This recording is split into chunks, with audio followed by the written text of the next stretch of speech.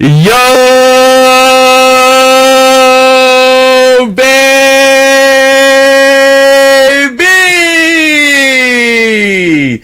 Good afternoon to all you beautiful women and men around the world. Tonight, you're tuned into Networking with your host, Basil Artis. Guys, I have a special show for y'all guys today. It's going to be more of a couples talk. We're talking about business and pleasure within couples. Guys, tonight I have a special mentor and friend of mine in both Sahid and Rana. So guys, with no further ado, Sahid and Rana.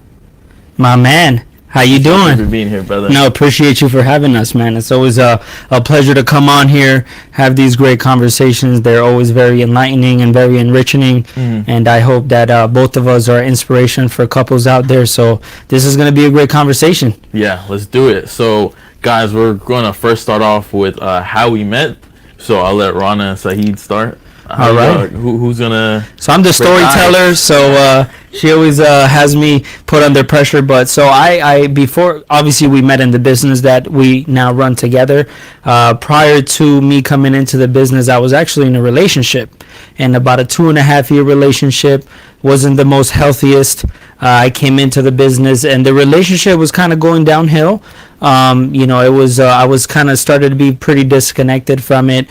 So the business was a way for me to kind of go away from it, focus on me, but I did try to kind of give that one last chance of kind of gluing the relationship by bringing her onto the business. And she came and she started, but it did not work out at all. It actually helped it, be a way of kind of just breaking the straw, right? And it was like, that's it. And, I met her in the business. It was very interesting because she knows the girl. Yeah, she met her. She saw her at one of the BOMs. Is the girl still in the business or no? No, not at all. Like she came, right? She came to a BOM. She started, and she was there one day, and she never came back ever again.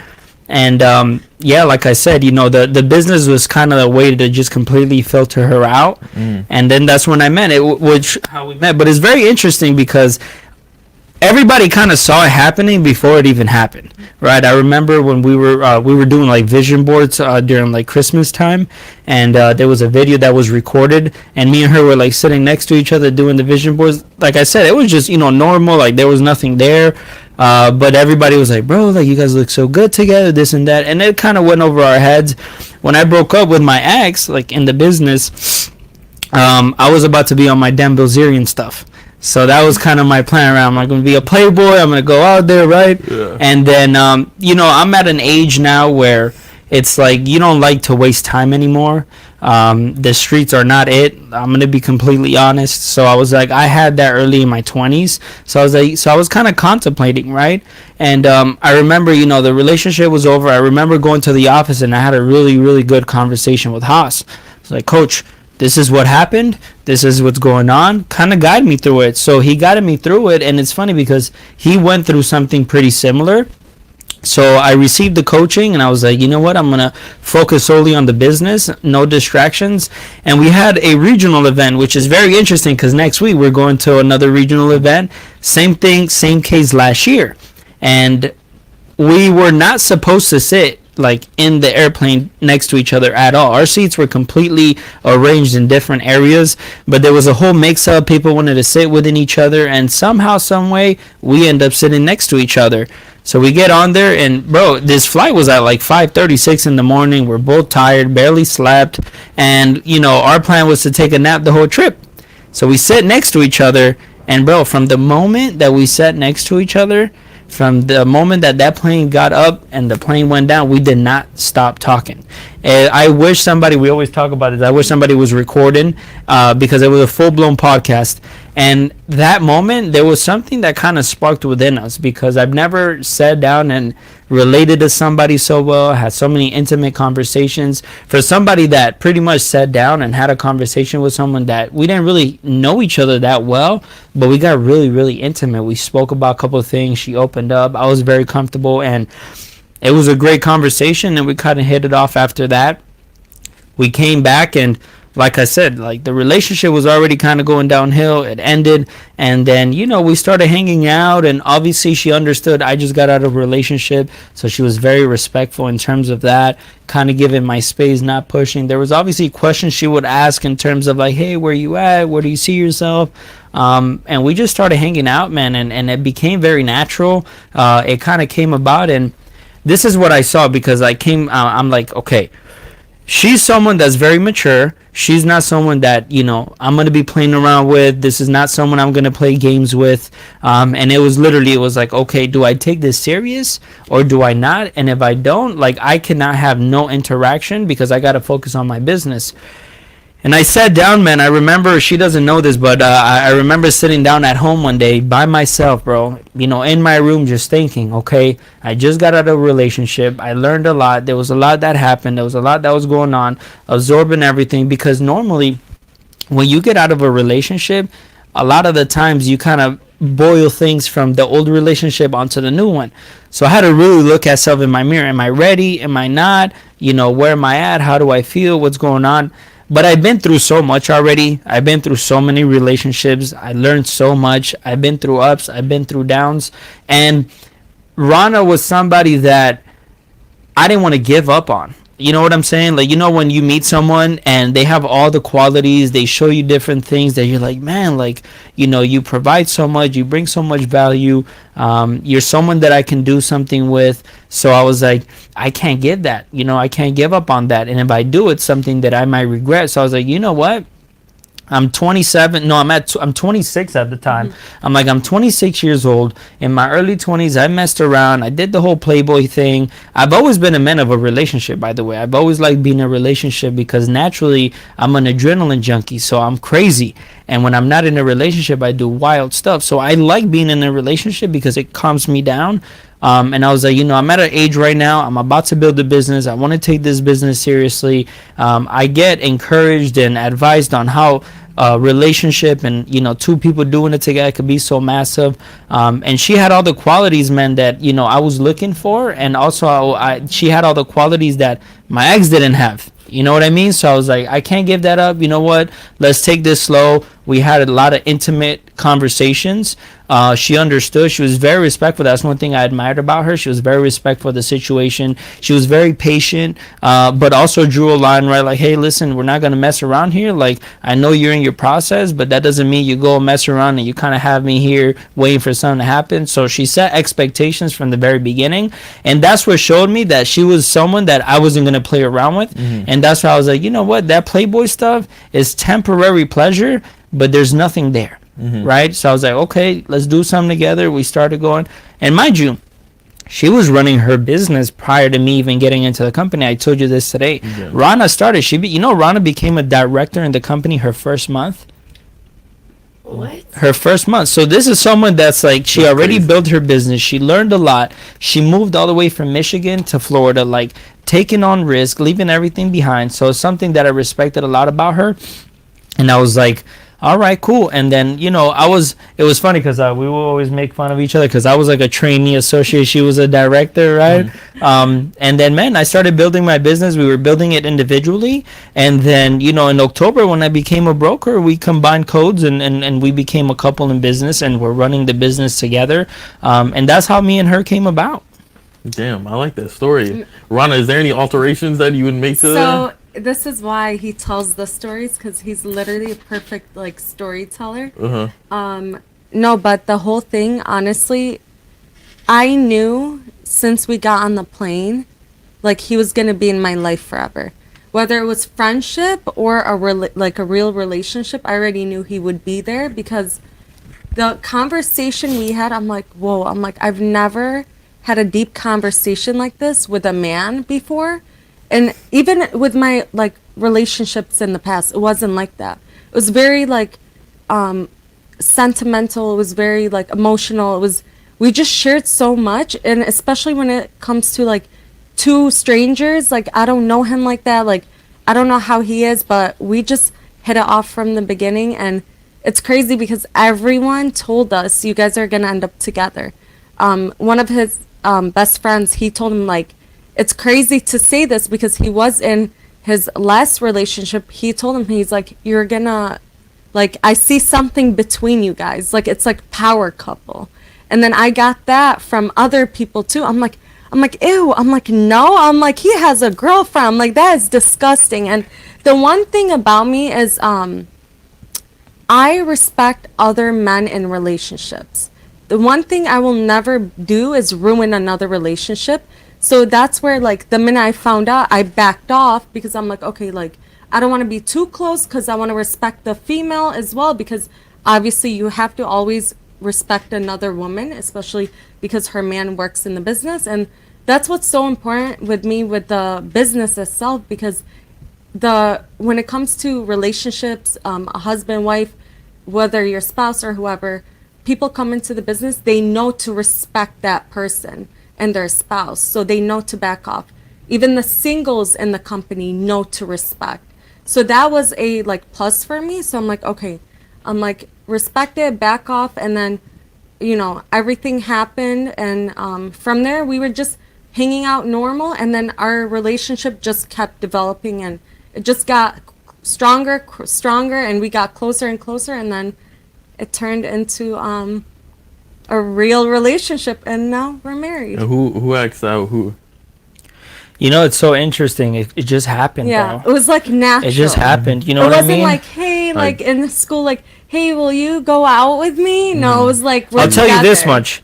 She was the first one that said I love you. No, it was She you. did. She says it was.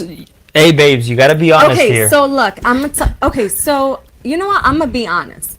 You know how when you're like with your friends, you tell them like, love you, bye, like, see you later? That's how it was. And I literally was like, love you, bye, because I'm used to saying that. So I was telling him, like, I didn't mean that. It was just more like, love you, bye, as a friend. And he's like, no, you said it first. I'm like, okay, whatever. And then he said it, but I'm like to him, I'm like, no, but you said it, but you meant it. So now I can say I love you. And So did you say I love you after he said I love you? I said, so in the beginning when I said it, it was like accident. Yeah. And then he said it, he meant it. And then you said it back. And then I said it back. So from my end, it was more of like, I was worried.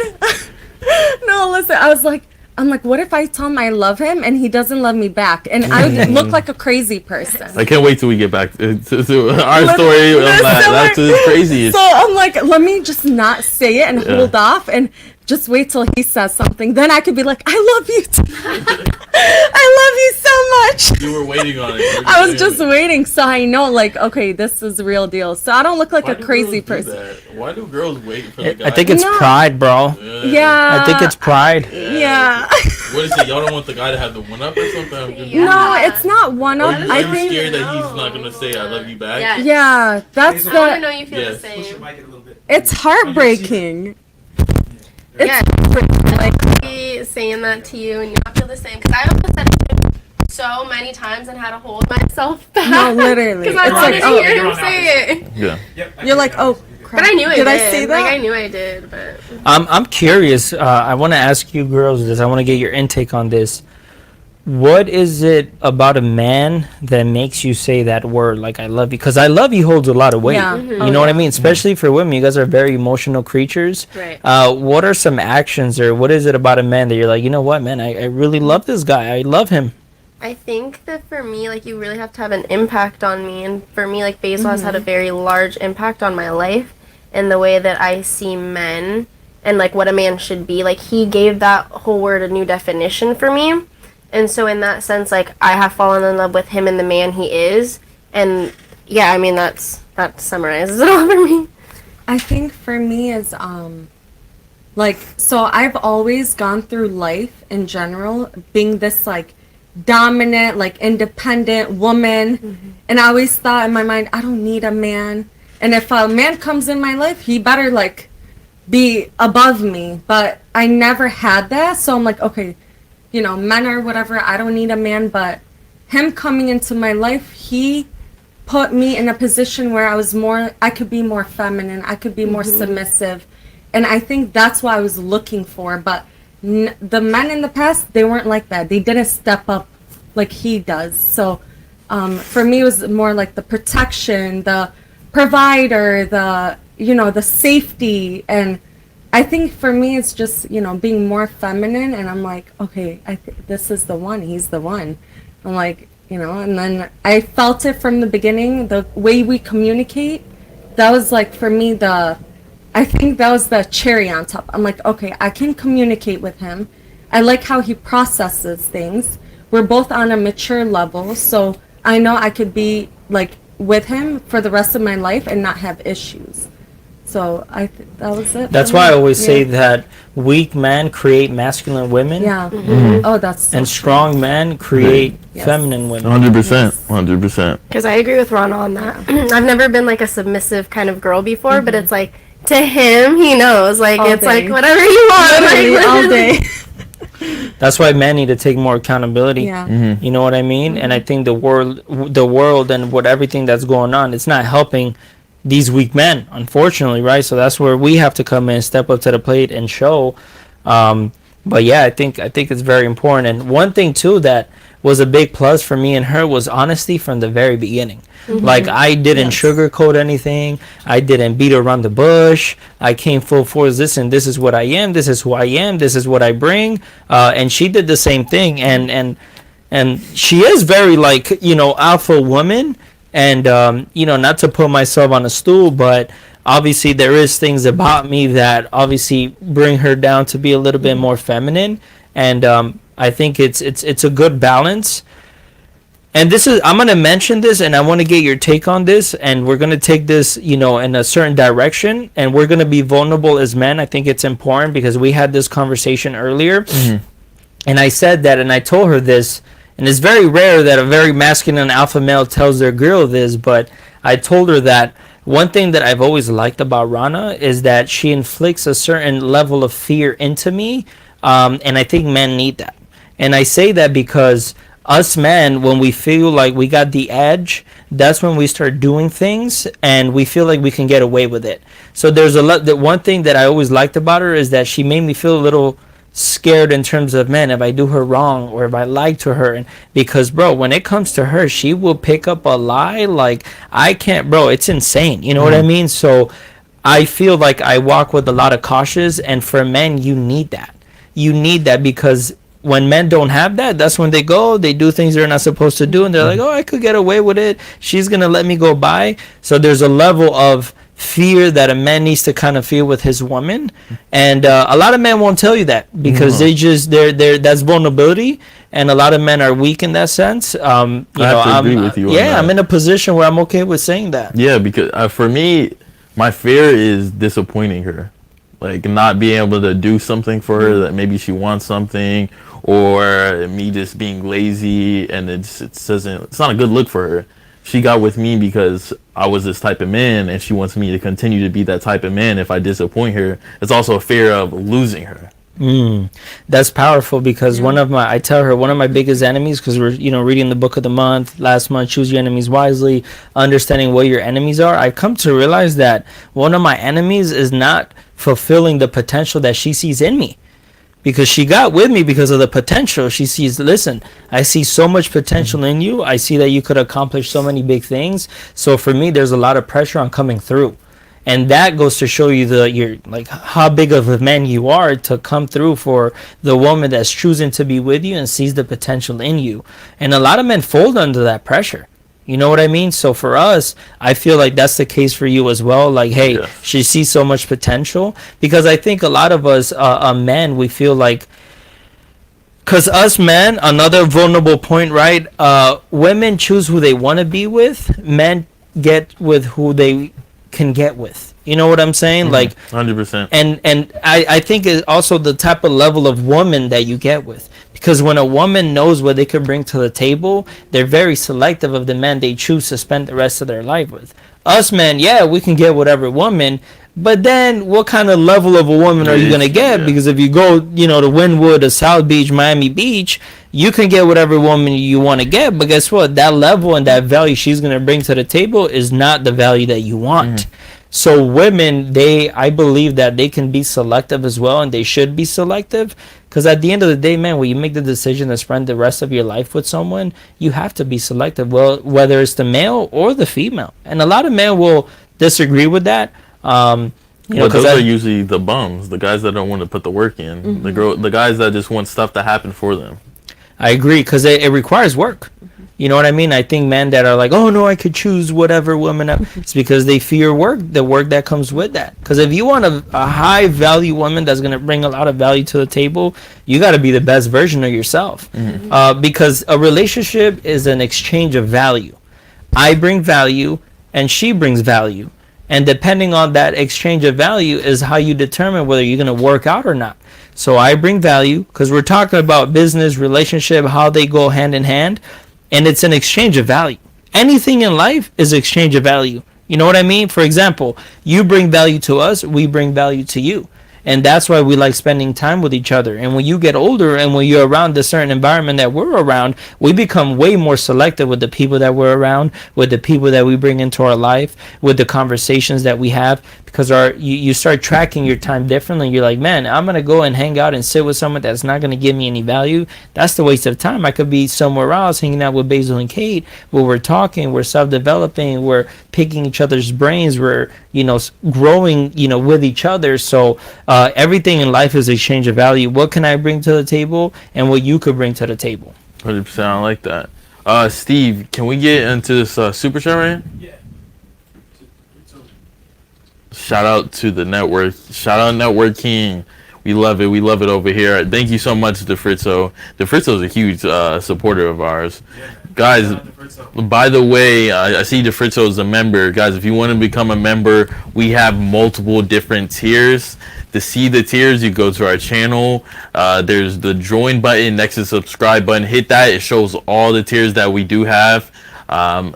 Guys, you don't have to pick the top tier. You could start from the bottom, and as you watch the Mentuition Network and you gain value from all the different shows that we have on the Mentuition Network, you'll gain the knowledge to learn how to make money and better yourself as a person. And you just keep going up in the memberships, and you get courses from myself, you get courses from Hector, you get courses from Steve as you keep growing. And don't just click the top tier and then you're gonna kind of get overwhelmed with the amount of stuff that you're gonna get, and you might not just complete all the courses. Now you just have all these courses sitting here and you don't want to complete all of them. So guys, start from the bottom and just slowly work your way up.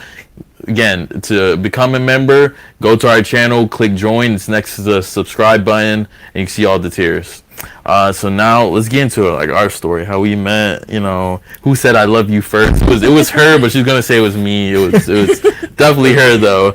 She's a better storyteller than me. No. I am, so you could tell the story. No. Yeah, because it started with you sliding on me, so you go ahead and tell the story. Okay, now I have to set the record straight. That's not true. Okay, so what happened? Okay, well, I got invited to be on a show. Okay. And I decided to go to show, and I got a text message from one of the hosts of said show with his IG. Okay, and I opened the IG, and his name was Basil Artis, and I said, who is this man? I thought he got his name off of Art Basil. I was literally, I thought it was like, anyways, I'm not going to get into all that. But so I was like a little bit flirty, just a little bit. Just a little bit? A little bit. She's like, just a rice grain. I was just a little sprinkle. I had to let him know I was a little interested. I was feeling it out. So I showed up here, and I was like immediately like looking for him. Obviously, he wasn't the first one to greet me, unfortunately. So then I saw him, and it was love at first sight. I was like in love. I was the heart eyes emoji. That was me.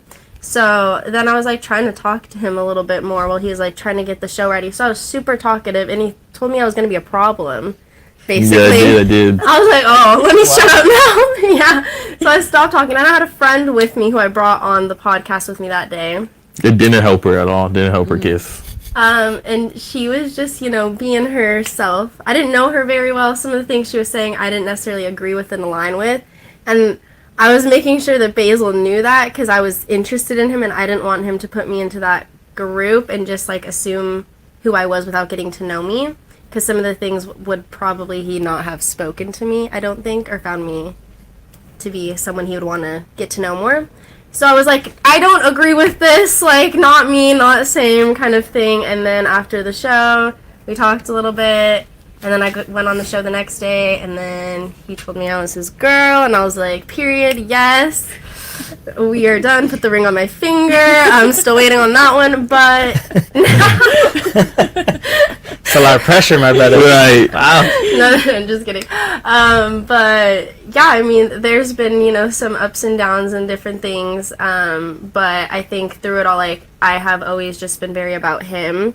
From the minute I met him, there was just something about him that I was just like, I need to know more about you. Like, there was just something that connected me to him. And it hasn't been the same for me. Like, ever since I met him, like, I don't see men or anyone else, like, the same way. Like I said, he's really changed my perspective on men in general. And he's brought out, like, the submissive, like, feminine side of me that I've never seen myself to be before. And, yeah, I mean, I thought or knew I loved him, like, super quickly, and it, like, scared me a lot, so I didn't want to say it to him until I knew he was in that same place, because, you know, he is a little bit younger than me, and, you know, different So we things actually like have that in common. Yes. Oh, okay. They're taking advantage of our youth. Yes, he acts like I'm like 50 and he's 20. We're literally a year and 7 months apart. Okay. Yeah. But I'm like, Not So too the bad. Cougars, they're the Cougars. Cougars, I think guess. so, yeah. Rawr. But anyways, yeah, so I wanted him to be sure of where he was at, because I knew where I was at. I knew exactly what I wanted with him, and I just wanted to make sure he was on that same page. And he told me he loved me first. And he already knew that I did, you know. So And she basically said, I love you first. So I knew she loved me already. Wait, so how did she say it if you're saying she said it first? So it's just, I'm telling you, Let's see this. Let me weeks hear on this weeks, she story. would accidentally almost slip up and say, I love you, or stuff like that. It was stuff like that. Or we had a deep conversation one day, and she was like, you know, I want to say I love you, but, like, I don't know how you feel, so I'm not going to actually say it. So she's basically saying, you're I love you, but I'm not going to say it yet because I don't know how you feel. yes, but I never said I love you. I think. I don't know. So basically, I knew she loved me already, and this was like for a good 2 weeks, and I was just thinking about it and everything. I sat down with myself, and I really thought about it. She was somewhere at the time, and I finally had a couple hours to myself to think about everything. I was like, yo, what do I want in life? Like, where do I see myself going in the future? Do I want to be the playboy? Do I want to just keep having fun? Or is this something I want to build, a girl I want to build with and actually create a legacy with? Because personally, me, I want to have 5 kids, right? And you can't start at like an old age. Also, to have 5 kids, you need the right woman in place. So I was like, okay, what does she do? Like, is she good in the household, stuff like that? And I realized, I was like, in my house, she's kind of running it. She does everything. If I try to do anything, like if I try to wake up and make breakfast, she's like, no, like, stop, put that down. I got it. She's like, I'm gonna be mad at you. She kind of runs everything in the household. I was like, yo, that's a woman I like. I love that. I was like, so what's gonna happen, like, when we have multiple kids and you can't take care of them? She said, no, I'm going to figure it out. Like, you're going to be at work and I'll figure it out no matter what.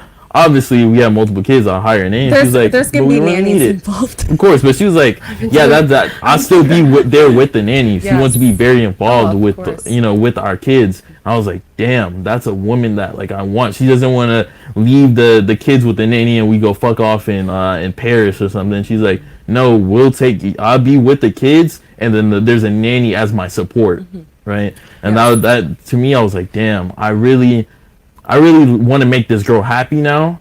And the fact that I want to make her happy is where I was like, I love her. I like that. I want to ask you a question, kind of unpack the situation and dig a little deeper. Were you in a relationship like prior? Like, what was your previous relationship before Kate? Yeah, I was in a relationship. Okay, for how long?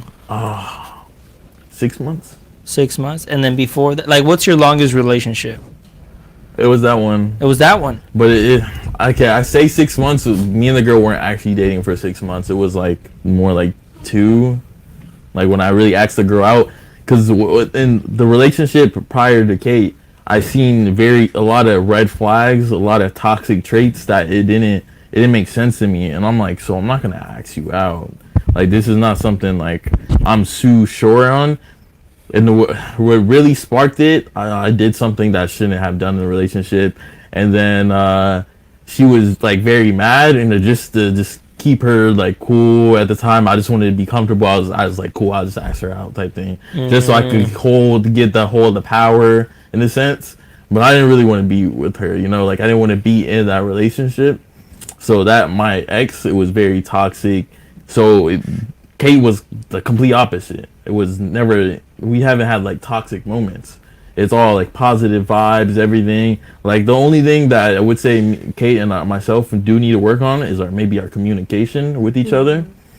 It all gets solved. It's just the wording. So I work off logic. So anything I say, it's logical. Like I'm thinking in logic.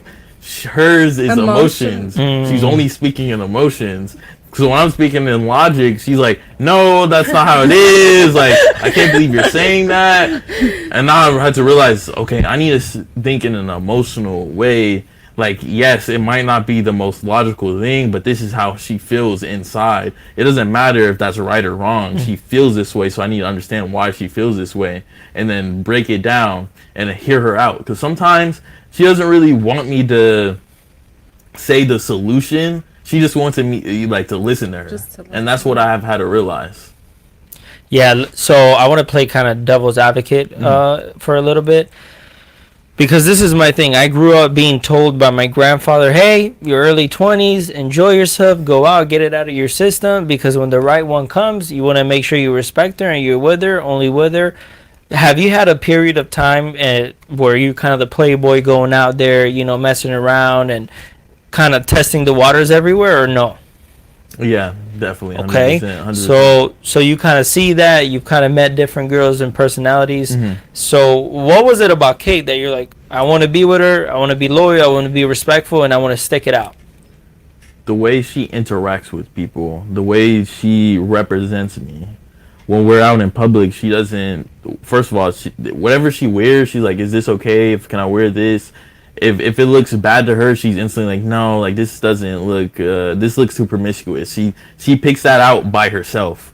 Representing me well when she's speaking to people. Like when I go to my grandpa's house, y'all have met him. It's comfortable. I don't have to like sit there and look, oh, what is she gonna say? She's gonna say something stupid. No, like my grandma, my grandpa, they love her because the way she carries herself. She's very friendly. She knows how to connect with people, and that's what I like representing me. And then in the household, like I said, cleaning, cooking, the traits I believe a woman should handle. She handles that, and then she lets me handle the traits I think men should have, like, you know, the leadership, providing, protecting. She understands that if I say, you know, walk on this side, she's not like, oh, why walk on this side? She doesn't ask that question. She's like, okay, no, he's going to do the right thing for us. She doesn't question what I'm doing or what I say, because she knows it's in the best interest. I'm not saying that just to say it. I love that. And Kate, just to be curious, because we all have role models, right? We grab things and duplicate them. Like, where do you get that from? Where did you see that? Oh, I think I actually had an experience where I saw a lot of the opposite of that, and I saw a lot of traits that I didn't want to embody, and that is what has pushed me to be like how I am with people. I never want people to be feel uncomfortable or disrespected by me. I hold like elders and family to a very high standard, and so I think that actually I didn't really have necessarily a role model to show me what that was. I just saw a lot of what I didn't want to be, and I just tried to be what I thought was right and what a woman should be, I guess. Wow, that's so powerful. It's so interesting you say that, because a lot of the times people look up to someone and they're, you know, they don't see that. They don't see that, hey, I'm not supposed to be this way, right? They don't take that lesson from it. And I'm just curious in terms of, because I'm sure you've had friends, you've had certain conversations, and obviously there's a lot of women out there that think completely different and completely opposite. Where do you think that women in today's society, why do they think different? Why do they think that they shouldn't play that role? Because both of you guys have that. You serve the men, and I've noticed that about you. You like servicing people. Like today, I got the privilege to going over to your place, and thank you for the hospitality. I noticed that you're like, and it's so interesting because you're like that with Jarius too. You know what I mean? And that's so beautiful that you're there to help, you're there to service Basil, Jarius, right, and everybody that comes into your life. So why is it that women in today's society are kind of striving away from being that and playing that role in the household? I think it really takes meeting the right man. Because I don't think I'm always been caring of service that I put in is a direct result of Basil and how he treats me, and having his, just like him being a man and playing that role for me so that I can be feminine and be like that. So I think it's a reflection of him.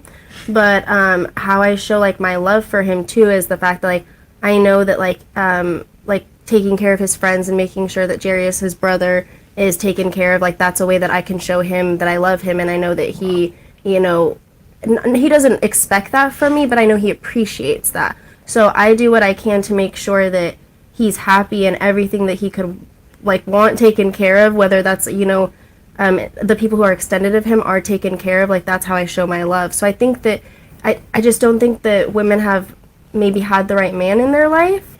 And maybe that's something is just like reflecting on who are the people around you, and do they really bring out the best in you, and have you really met someone who allows you to be in that feminine era? Because I think every woman has that ability, but if you haven't met someone who allows that to come out of you, then you know it's hard to find that. It's hard to bring that out of yourself.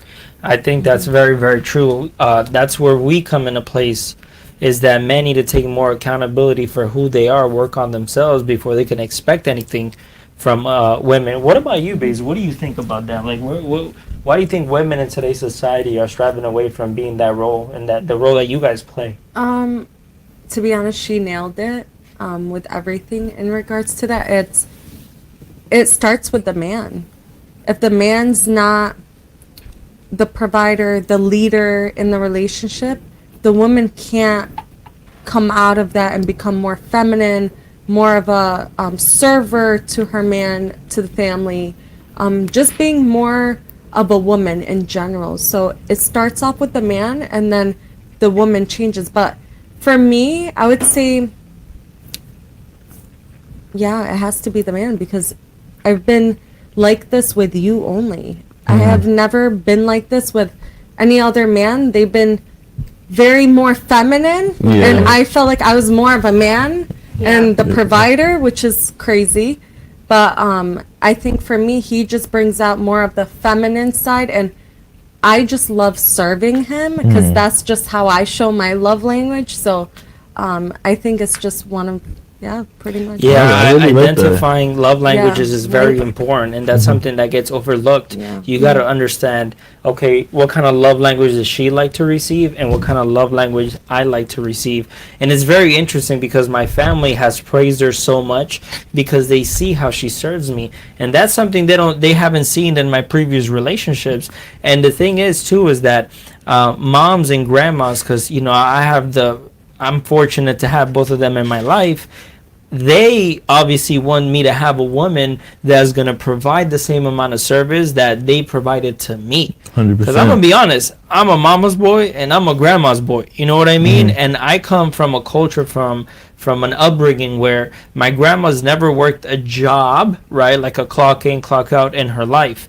And a lot of people mistake work, right? Like women that don't have a job but service the men, they have work too. Yeah. A lot of times people think that, you know, serving the man, laundry, cooking, house cleaning, all these things is not a job. Like that's job. That is. And that's where the man comes in, is like, okay, I'm going to provide financially so you could provide in the household. And identifying roles is very, very important. And that's something I kind of want to get into, because it correlates with business, right? So for you guys, and then you know, we'll talk about our roles, but for you guys, how have you guys identified your roles both in the relationship and in the business? You take it. Start. I would say like in our relationship, I take very much the like nurturing and caring role, and making sure like the house is taken care of, cooking, the cleaning, laundry, and also just like I'm like kind of his like admin assistant, like in all forms of life, because he can just be like, add this to my list of just things he needs to do, like for his personal stuff, maybe not business, but that he needs to get done. And I have a list, an ongoing list, where I'll cross it off once he gets done, but I'll remind him every day. Okay, I'll be like, what are your goals for today? Like, let's look over the list and see what you need to get done and like make sure you're getting these things done today, and then like I take him off the list, and like it's an ongoing continuous thing, but it's like I kind of like manage him in like a back sense of just making sure things are getting done, and then like the household stuff. And then in business it's kind of the same way. Like I do just kind of like the admin side of just like making sure things are getting done, reminding him of deadlines, kind of just being like the backup support. Like he is the leader, and you know he is like the financial kind of provider and stuff like that, and like the leader in that sense. And then I'm just kind of like the little admin support in the background. Now, do you like doing that, or you just do it because that's a way of you showing love? No, I love doing it for him, if that makes sense. Like I love our like relationship and our roles that we play, and I feel like we kind of naturally fell into them, and that was kind of the best way for it to happen. Like we already just like kind of worked well together. Like we work really well together, whether it's like personal or like business. It just kind of naturally flows, and I just see where he needs the help, or where maybe there's gaps that I can fill for him, and I just try to fill like those holes for him in like the way that I can do it. And like I think like he knows my strong suits and stuff, and like he pushes me in like those areas, and like knows like where I'm best at, and like will let me kind of shine in those areas. But also like I also see like where he has so many like amazing qualities and things that like I don't fulfill in that area, and I like push him to like in those areas to be like, you know. And how do you guys deal with you guys' weaknesses? What would you say my weakness is? Before because she only has one weakness. And she knows what I'm gonna say. Communication. I say, it's hard. I would say sometimes, I don't want to say like laziness, but like your motivation sometimes. Like he does a lot, but then sometimes he'll just like there's always more that could be done, and I think that like we've had a conversation about like where we want to go, and in that like we need to always be going, like we need to always be doing stuff. We don't really have time to be like downtime to be like scrolling and stuff like that. Like that's great, but like sometimes like I'll have to be like baby, what did you accomplish, like what did you get the goals done that you had for today, kind of thing. But it's not that he's necessarily lazy either, because he does do a lot, but like I guess I don't. That's no, I see what she's saying. Like I will, like she said, she has a list of what I need to do in the day, and I might do the whole list. I might do a little more, but then I'll just chill and do nothing. Like I'll sit there scrolling on Instagram, scrolling TikTok, when I could be doing even more to try to get ahead. But what it is I'm young. I'm already kind of somewhat successful. I have money. I in that mindset of, okay, cool. I'll be good if I don't do anything. Like I could sit there on the couch and I'll be good for months and months and months and still have money coming in. So for me, it's like, okay, I kind of earned it. But in the sense of, she knows where I want to go with us. So she's like, damn, you could be doing more. And I like that. That's a compliment to her, because why would you want me to keep sitting here when you can see we could be advancing, we could be ahead of where our goal is, and we could be set. And I like that she pushes me on that. And for her, I think it's just the communication, and we already kind of talked about the logical and emotional. I would like her to be more logical, but I understand how women's thoughts go. Balance, and I just have to sometimes, kind of take my ego out of it. Okay, the logical answer is this, but it doesn't matter, because either way she's going to feel like this emotionally. So now it's more logical for me just to think emotionally and be like, okay, you feel this way, what do you think I should do? Ask her the question, what do you think I should do then? Or like, how do you think we can make this better? Or how do we solve this? How do we go forward? What Basil, about Basil, real quick, we do have a super chat from Dr. Kish. Let's get to it. I remember this time when Basil took his lady to a fancy steakhouse in Fort Lauderdale and met his inner circle of friends. Good times. Yes, sir, Dr. Kish. And actually, that was Dr. Kish's dinner, and he invited all of our, our inner circle of good friends from organization. Dr. Kish is a GOAT. I hope to actually have a dinner with Dr. Kish soon. Hopefully we see him, Sahid, Hector, Steve. We all go out to dinner, bring the ladies. Because I don't think, have you met Dr. Kish before? No, sir. Oh no, actually I was talking to you about Dr. Kish the other day. You remember I was like, I had this doctor friend. You were like, oh, we could bring Haas instead. Yeah, that's right. Yeah, so Dr. Kiss, he's a very close friend of mine. He's actually one of the first people I met when I moved down to Miami, and we had him on the old podcast. Oh. So he's one of my close friends. He gives me anything like health advice, just a good mentor overall, just in life, because he's already ahead of the game, and he kind of puts me in the correct positions and tells me how to articulate myself, gives me certain knowledge. Oh, you should move this way, you shouldn't do that, that's a little immature, so you should do that instead, and that kind of overall brings your status up in life. So Dr. Kish is a good guy in that. That's powerful. I actually want to dig a little deeper in terms of that communication, those weaknesses. I wanted to get kind of like an example. So what's an example of a hardship that you guys encountered, how you tackled it, and how did you guys solve it? Okay, so you can go. She has better memory than me. So I will just say that the communication part, I think it goes back to childhood. And, like, I didn't ever grow up in a household where, like, communication was, like, taught very well. It was a lot of more, like, yelling at you, and, like, emotional abuse and stuff. There was no communication there. So, growing up, that's something, like, you have to unteach yourself the things you grew up with. Like, I think that's your responsibility once you're an adult. Like, okay, you grew up that way, unlearn it, see what you can do. So, we obviously had a difficulty in communication because I shut down sometimes when I think someone's upset with me. I have a hard time, like, talking through it because I'm expecting it to be, like, harsh.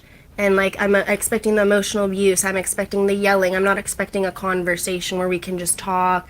Everything's going to be okay. Move on from it. I'm expecting big blow up, that's what I'm ready for. So I just shut down a lot of the times. But with him, obviously, you can't have a relationship if you don't communicate, So it was something that, like, I knew I had to work on, like, if I wanted us to move forward. The only situation I can think of was there was a message sent to Basil of something that was just not true. And I knew it wasn't true. And I was so confused because it was a photo, kind of like a fake made photo. And I immediately just shut down. Because I was like, I don't even know how to prove to you that this isn't true because this is a photo, but it's not true. And he was like being logical and was like, oh, okay, like just asking me, like obviously then he's going to like look into it, blah, blah, blah. But I'm thinking, oh my gosh, he doesn't believe me. Like, I don't know how to like handle this situation and stuff. So I immediately like shut down. And he, thank God, was very patient with me, took a deep breath and figured it out and was able to piece together and show me how he could tell that it wasn't real. And it was able to calm me down and was able to explain to me, like, I wasn't mad at you. I was just trying to ask you, like, if it was real. You told me no. And now I'm just trying to look. Like, I wasn't upset with you, but I sometimes have a hard time with that. So for me, it's like, I even look up, like, sometimes, like, how to get better at communication. Because I took classes in college on nonverbal and verbal communication and stuff. So it's like, I feel like I should know things about this, but it's like he makes me want to be better and like work on myself and stuff. So that's like a big thing for me is like this, like I'm trying very hard to like work on my communication and like take a second to be like, oh, am I being like emotional? Like, is this like, and stuff. And like, I like make jokes to him about I'm being so logical right now and stuff like that. Cause I try to remind myself though that like, I am very emotional and that's not always, going to be helpful. And it's something that like, I obviously want us to, succeed and be the best we can be. So I do work on it, but. What about you? What would you say? For the laziness, actually it was the other day, y'all two went prospecting, right? And I had a whole list, like when we wake up in the morning, she says, okay, what are you going to get done? The whole list. And I did everything on the list except I think it was one thing. Right, and when she came home, my brother just moved down here, right? So like we finally, rekindled after how long, and I think we were playing 2K or something. We were playing the game, right? I haven't played video games in like years, right? Literally years I haven't played video games. But he came and I was busting his ass in 2K. Yeah, I was busting your ass, Jerry. So I was busting his ass in 2K, and she was like, "Oh, damn, you've been playing video games for hours?" Like, and she said it in a kind of a upset way, and I like that she did that because the conversation that we have is like, "Yo, call me out in front of whoever." Like, if I'm like fucking up, call me out in front of whoever. Like, I don't care if it's like friends, family. Like, oh, it's embarrassing. No, like if it is embarrassing to me, then damn, like I shouldn't have done that. I knew like that was wrong. I fucked up. I'm in the wrong for that. Obviously there's limits to like what you say, but she knows, I know she knows the limits. So for her to say that, I'm like, okay, cool. I should need to get on my grind now.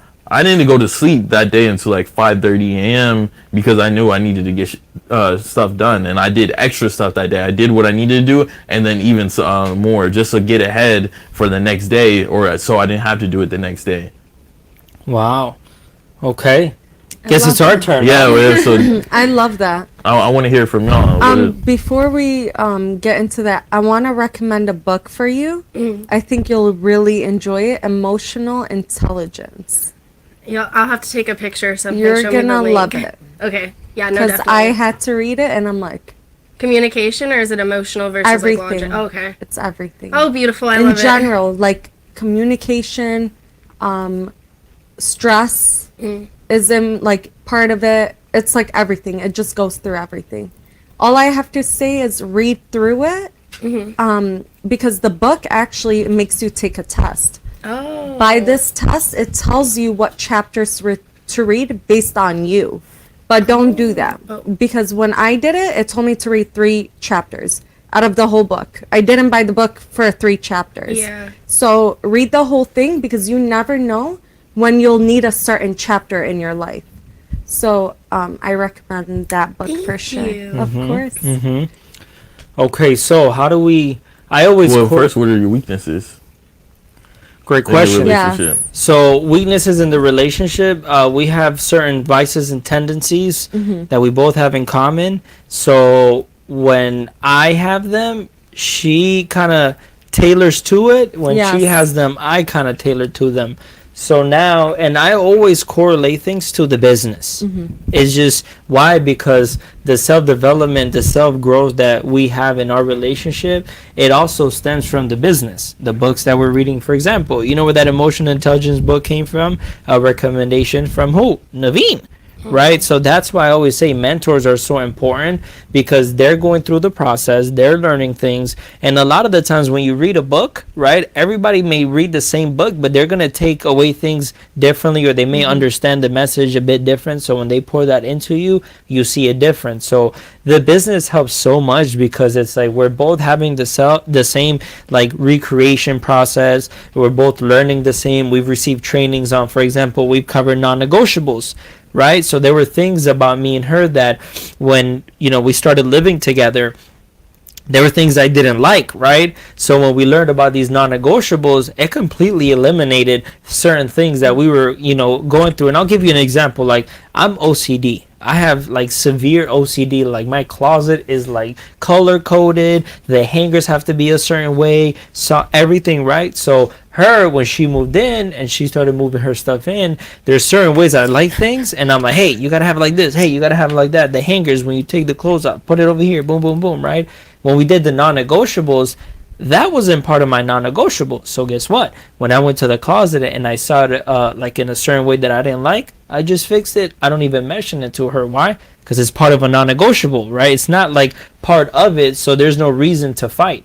So the first thing, right, that we've learned, that we've implemented, is lay out the non-negotiables: personal, business, family, and in the most important areas. So those non-negotiables, what it does is it sets expectations, and then it also draws a line of you don't even go into certain arguments, because it's just a waste of time, and it doesn't correlate to a non-negotiable, so there's no reason to have the conversation or fight about it. That's one. Two, a lot of the times leadership, sometimes you correlate it to men. But when you learn leadership skills as a woman, it's powerful too. Why? Because you start learning how to deal with your men, right? When we got married the religious way, the sheikh, I'll never forget this. He says, when you're up, stay down, her, right? And when she's up, you stay down. You never want to match the same energy, because then guess what? You're just pouring gas to the fire. It's not getting any better. So for us, the business has helped so much, because we recreated ourselves in so many different ways. And I told you this before, and I don't know if I told you this business, it pours out your weaknesses, and what it does is it exposes you. And for a lot of people, that filters them out of the business, because a lot of people have a hard time looking in the mirror. they have a hard time being like, man, this is what's wrong with me, this is what I need to change, and they're unable to change it. So for us, because we know where we're going, because we know what we need to do in order to get there, we analyze what our vices are, right? Like what problems we have, what causes us to lose time, what causes us to procrastinate, to put things off. I'm someone that procrastinates and puts things off. You know what I mean? And then also when I get sometimes kind of like anxious about certain situations, I go and devote my anxiety to things that are not making us money. They're not getting us to the check. You know what I mean? So for us, we are starting to be more careful about our time. And then when we obviously handle certain situations, because we're reading books, we're being equipped with the tools, so we know how to handle things. And one thing about me and her is that we do not put things off. Like, we do not go to bed without kissing and telling each other we love each other, because we don't know if we're going to wake up the next day. You know what I mean? So our duty is, no matter what happens, no matter what fights, arguments we have, we address it right there and then. We're not going to waste time. We're not going to waste energy. We're not going to put things off. Why? Because our goals and our purpose is so much bigger than we can't lose time on these things. You know what I mean? And when you also have a big purpose, when you have a big vision and you have big dreams, you don't have time for problems. It's just the truth of it. You don't, it's like, hey, babes, oh, we're going through this. We don't got time for that. We have to go out there. We got to go meet people. We got to go self-develop people. We got to work on other people. And then also, because we're entering this leadership role for many of you guys, many couples, guess what? We're way more careful with the behavior that we have with one another. You know what I mean? Mm-hmm. Like, for example, when we're at home and we're having certain situations, you know what the conversations are? It's like, hey, Ron, if Basil and Kate were here, how will we act? Oh my God, you're right. Like, we can't be acting like this. So now when you start being a leader, you're more careful, not only when they're around, but also when they're not around.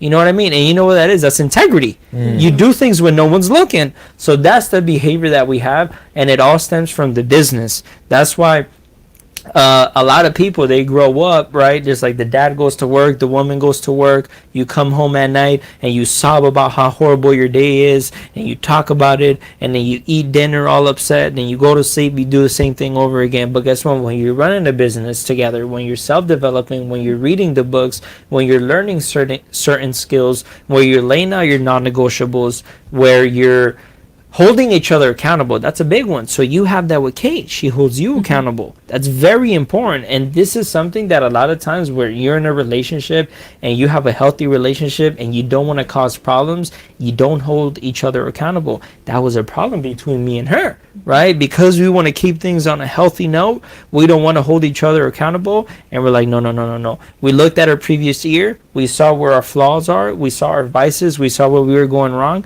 And now we hold each other accountable. And also we give each other consequences, and we hold each other accountable, and we make sure we come through on those consequences. Like, for example, when I told you guys that, you know, we get ready, right? If let's say she gets ready before me and I'm not ready, she drives. And guess what? I got to figure a way to get to the office. Same thing goes for her. If I'm ready to rock and roll. I'm ready to go to the office, and she's not ready. Sorry, find a way to the office. So this is the thing that you have to do. And when you know your purpose and you know your vision and you know what you're solving for, the person doesn't become argumental or confrontational about it. They're like, man, I understand why you're acting this way. Why? Because we're solving for this, and this is what's needed to get there. So that's kind of how we handle things. Do you want to add anything? Yeah, pretty much. So we had a MD brokers meeting 2 days in a row. So we went through our weaknesses and our strengths. And for those 2 days, I'm like, whoa, I'm like, just hearing it out loud, I'm like, okay, this is what we need to work on, because I am very comfortable with my strength. So I need to work on my weakness and strengthen that part of the area. And my weakness is pretty much not improving on a new skill or a skill that I don't care for, and I'm just like, okay, I don't want to do it because my strengths are here. And this is pretty much correlating to the business in general. And I think for me, I just realized if we're going to grow the way we want to grow, we're going to have to we have to make our weaknesses into our strength. That's the only way we're going to exceed. And we ended up going through them, and we realized what they are. And now we're literally putting to work and working on them, because at the end of the day, we're trying to reach to the top, and we have a goal to go through. We have a vision, and also we can't let our mentors down, because they have put us in the best opportunity of our life, and they've mentored us, coached us, and now it's our turn to do that for others. So for us to do that, we need to become better. So I think pretty much that's it. And we're very hard on each other. Yeah, You very. have to be. You have to be very hard on each other, because if you're going to go to the next level, that's the type of energy that you got to have with one another. You know what I mean? You can't cater to what the person's, and that's why I say strengths are good, but focus more on your weakness. Yes. Focus more on the things that you're lacking, and help each other out. Recommend the books, improve on those things.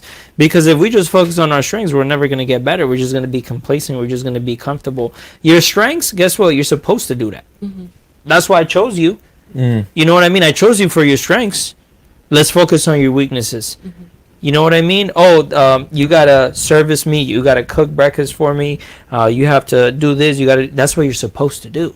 So I'm not gonna praise you for something that you're supposed to do. Yeah. You know what I mean? What am I supposed to do? I'm supposed to be the leader. I'm supposed to bring value to the table. I am supposed to hold myself accountable. I got to come through the same way you do. So we're not going to give each other, pats on the back for doing what we're supposed to do. No, it's like, hey, I have this problem. I have that problem. You have this problem. You have that problem. Okay, let's fix it. You know what I mean? So for example, and there's certain things that we list of what we need to work on, but this is the difference maker, is how urgent you are to fix that. Because you could sit down, you could be like, okay, maybe I'm lazy, or maybe I have a problem with this, or maybe I have a problem with communication. Cool. I know I have the problem. I'm accepting that I have the problem. If you read, there's a book called Power versus Force, and remember, we've spoken about it. You guys have the graph, right? Acceptance is in the power. And the power grid. So when you become accepting of what your problem is, now you move in a more encouraging and courage of like, hey, I want to change this. But now, how urgent are you to change that? How urgent are we to change certain things? We're reading books. That's how she ended up reading emotional intelligence. Why? Because she started understanding, man, this is my weakness. I need to get better. I'm going to read a book, and boom, she got one level up higher and one level better. So a lot of the times people focus on a problem, but they never find a solution because they're not urgent enough to fix it. So that's what I'm saying, man. When you have such a big purpose, such a big vision, and you're also, because we don't work for ourselves anymore, we work for other people. You know what I mean? We got to come through for Hassan Naveen. We got to come through for you guys. We got to come through for other people that are in our base shop, in our team. We got to come through for our families. So it's so much bigger than us. And when it's so much bigger than us, then guess what? There's no time for arguments. There's no time for the kiddie stuff. You know what I mean? There's no time for this girl hit me up on the DM. That's going to happen. When they see you being a leader, when they see you speaking in front of 100 plus people, when they see you providing for your family, when they see you doing your part, that's when the shit starts to come. Sorry for my language. That's when it starts coming. So that's something you guys have to be wary of. That's something that you guys got to make sure that if you guys are going to be together, if you guys are going to run together, if you guys are going to build something big together, you got to be very loyal to one another. Okay, you never lie, you never disrespect, you hold each other accountable, you got each other's backs, you guys are going to war together, and expect hardships. Because there's going to be women that are going to try to, come around. There's going to be men that are going to try to come around. There's going to be people that are going to come and try to get in between of what you're trying to achieve. And you got to be wary of that. And that's where the communication comes in. Hey, babes, this girl hit me up. Boom, boom, boom. We laugh, to each other about those things. When you like at that level, you laugh about those things. You know why? Because you expect those things, because they see that they're trying to drive you away from what you're trying to achieve. So there's more hatred and criticism that comes when you're trying to achieve something big than when you're not. You know what I mean? When you don't receive any criticism, or when you don't have somebody come in between your relationship, you're not doing nothing big. So that's what comes with it. You know what I mean? So that's something that you both have to understand, is that you guys have to have each other's backs on another level. Why? Because you guys are going to have people come in.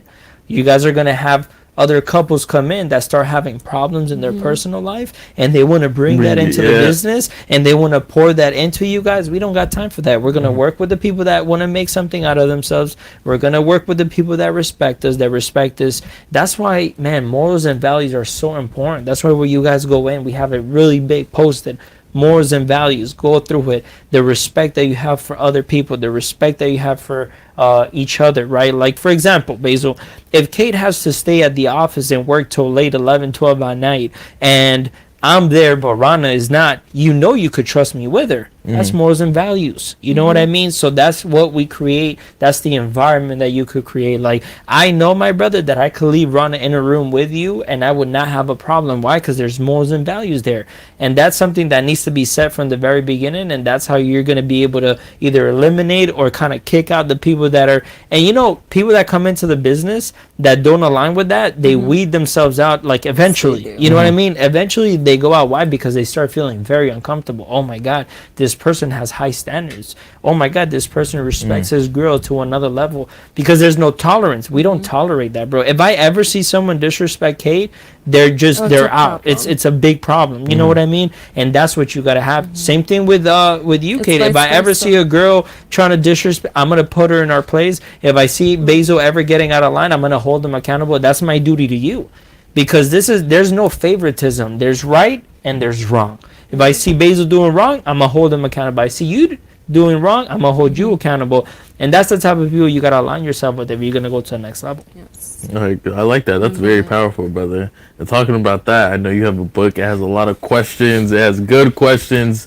Is that the book is for couples, or this is just questions you could go around with? No. So I would recommend that this book is something that you go through with someone that you're serious about, that you want to commit with. Somebody that you just kind of messing around with, it's like a waste of time. Okay. And does this like figure out their values and morals? So I'm actually going to read this to you. It's going to kind of give an outline of what this is about and why it's important. But it says, before you start, tell them where we got this book from, who recommended it. Okay, so I was watching, thank you, babes. I was watching a podcast, Patrick Bet-David, and he was having a podcast with the guy, and the guy asked him certain questions about like marriage and about certain things and about certain decisions, right, that he had to make. And he goes, I don't ever have to worry about that. Why? Because I set those expectations from the very beginning. Because when we were starting off and we were serious, we sat down and we read a book, and the book was 100 questions you must ask your spouse to be. When we sat down and we went through these questions, there was expectations that were set. So when these things come up, we already know how we're going to deal with it. Does that make sense? So I got this book from Patrick Bet-David, and this is what the book says on the back. It says that bad marriage experiences usually result from marrying a familiar stranger or someone you don't know well. To prevent the continued recurrence of this trend, I decided to put this book together. The book, 100 Questions You Must Ask Your Spouse to Be, is a must-read for everyone planning to go into a serious lifetime relationship, such as marriage.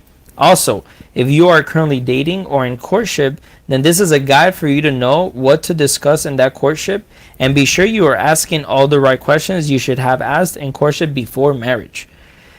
Before committing yourself to a lifetime relationship, you must ask these critical questions from your spouse to be, and be sure to verify their answers to an extent so that you can genuinely experience marital bliss, which is the end desire for all real marriages. So what I'm going to do is 100 questions. I'm going to kind of flip, right? And whatever page it lands on, we'll read the question and we'll kind of assess where our head is at in terms of that, all right? Let's do it. What I want is for you guys to get this book, and you're going to go through all of it. But each question you do, you each write on a sticky note your answer. You stick it on there.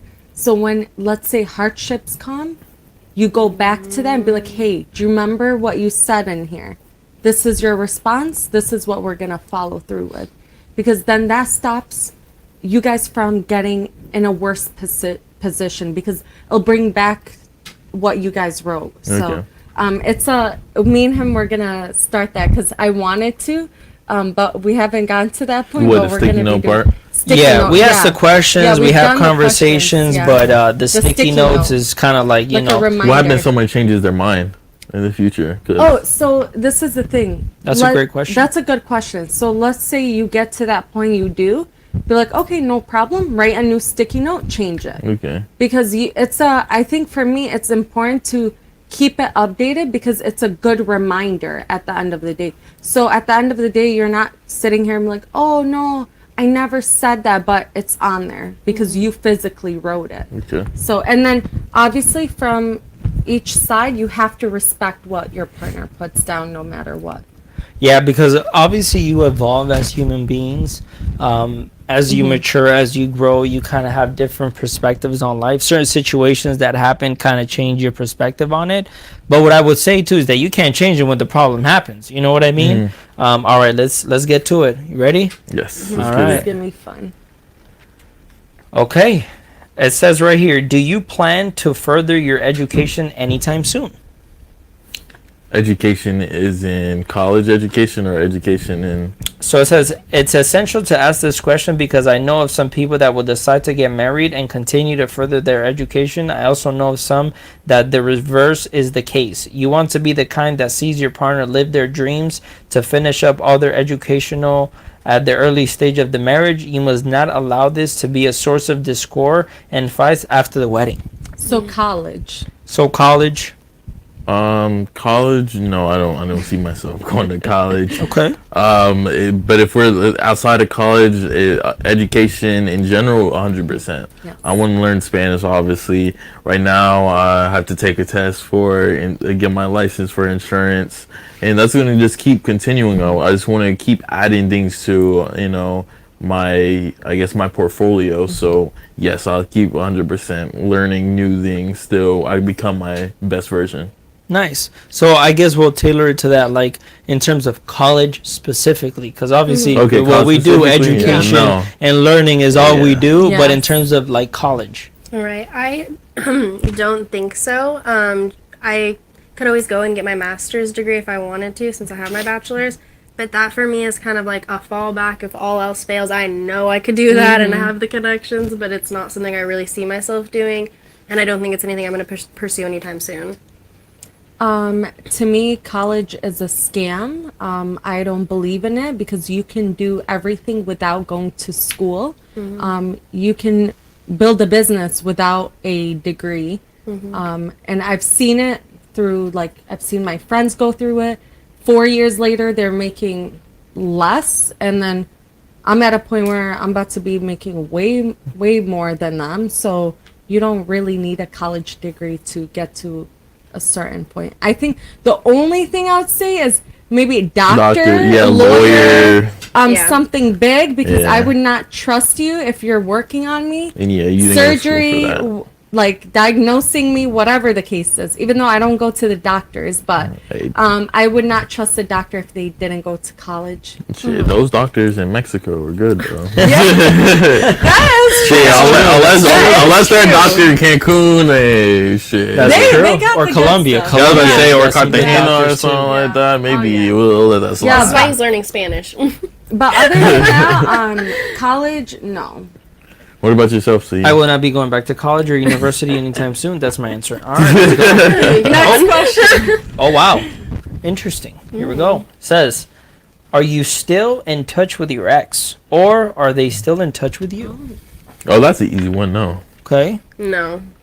That's easy. No. Me, Okay. like, I thought I was about to have a huge surprise and someone would say yes. no, easy no, because for me, ex, the minute you're an ex, you're expired. You're spoiled milk. You're disgusting. You're rotten. There's nothing there. So don't contact me. I will not answer. You'll probably get blocked. I might embarrass you if you continue, but other than that, no. Embarrass them how?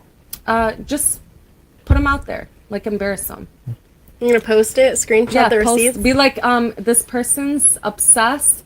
They're psycho. with the Mariah Carey of So Let me- Obsessed With Me song. No, because there is someone which I've actually showed you before. This guy is like delusional, and somehow he keeps finding me. And at this point, I'm about to like file something because it's scary. But Let me yeah. translate. She says she'll come on this podcast and expose him. Yes. No. I don't stay in touch with my ex. I don't plan on going to. And if she ever hits me up, she will be blocked. So yeah. Yeah. All right, here we go again. That Let's was do so it. simple. I love that. Well, that's not good. Okay. Damn it, these Wait, questions. what was the good. first They're one? like they're. No, but go back to it. Oh no, call that. Oh, okay. I like this. Says, Oh, okay. can you tell me about your past relationships and why you broke up with your exes, if any? Y'all go first. You want to go first, babe? I'll I go feel first. like you look at. I don't have a problem with going Yeah, first. Go ahead, baby. There's a lot of I talk think with you already exes. shared this. Yeah. Yeah, I kind already of shared it shared already, it, but I mean, yeah. just toxic, very unhealthy relationship. There was no alignment there. There was, so this is why non-negotiables are very important, and that's why you make a decision very quickly. Is the number one non-negotiable for me personally is don't ever get in the way of me trying to achieve my dreams. Never. If she for whatever reason is like, oh, you shouldn't do this because that's it, we're done. Divorce, I pay for her Mecca trip and we're done. Mecca. Right? So yeah, no, I that's number one. So that's what happened with my ex, is that when she tried to get like when I got into the business and I was going to the regional event and I'm trying to, she's giving me problems, giving me fights. So guess what she's doing? She's getting in the way of my dreams. Done. So that's pretty much it. I want to add to that. That's so important because if you're both not aligned, and especially if your man is trying to go somewhere and you as a woman, you're not aligned with his goals, that's a problem. Like, why are you even in a relationship? Go be with a bum. 100%. It doesn't make sense. Like, I know where he's going. This is what makes me so attracted to him, is he has such a leadership like energy to him, and I see him 5 years from now. I don't see him now, and that's why I'm with him. I don't care about money. I see him in the future, and I see what he can do and the lives he can, so many lives he can change, and the way he speaks and touches people, and that makes me so attracted to him. I'm like, this is who I want to be. This is who I want to be with, and this is what kind of man I want to be with at the end of the day. So for a lot of women, they look at money, and that's like so important to them, but it just shows how they were before, because as a woman, if you haven't made money like by yourself and worked for it, and you rely on another man for money, then it's kind of a problem. For me, I've made my own income. I obviously, from my past with family and all, I had to put a roof on top of my head, drive my own car, pay for my own bills, but being with him, it's for the long run, for the future, for the bigger vision, because the money at the end of the day comes with it, no matter what. So it's either you're with him to help him achieve his goals, or you're not. Like, get the fuck out of here. Excuse my French. So what was your answer? What was your answer? Oh, my answer? Okay, so I was adding to this. Oh, my past. Okay. So my past, so my main thing, okay, one, he was sweet, so that wasn't an issue. The problem was sweet like as a man, like no, sweet as like a man, like caring and all that. Nurturing, like a nurture. He was playing a feminine role. In a way, but this is how I found out. One, he wasn't a provider. I was, like, I know some women don't care, but like I was making more money than him. I had my own place. He was still living with his family, but he didn't have any, like, he didn't have a vision. I felt like he was still okay with being stuck. He was comfortable. He was comfortable. With no ambition. Yes, and I was the one taking care of him. So that's where I'm like, that's such a turn off for me. That was down here in Miami, or was no, in Michigan. Damn, the main thing for me that crossed it was, it's very important for me because I need to know that you'll be there for me the way I'm there for you. And like when it comes to health in general, if your person is going through something, they're in the hospital, and if they ask you for something and you don't go get it, it just proves to me that you don't care for me. And so embarrassing, I'm gonna tell you guys, 5-minute drive from my home to a McDonald's, and it was a problem because it was a 8-minute total like difference. So I was like, pretty much I had a little reaction, like allergic reaction, and I had to be in the hospital. I had an IV in me until my reaction goes down.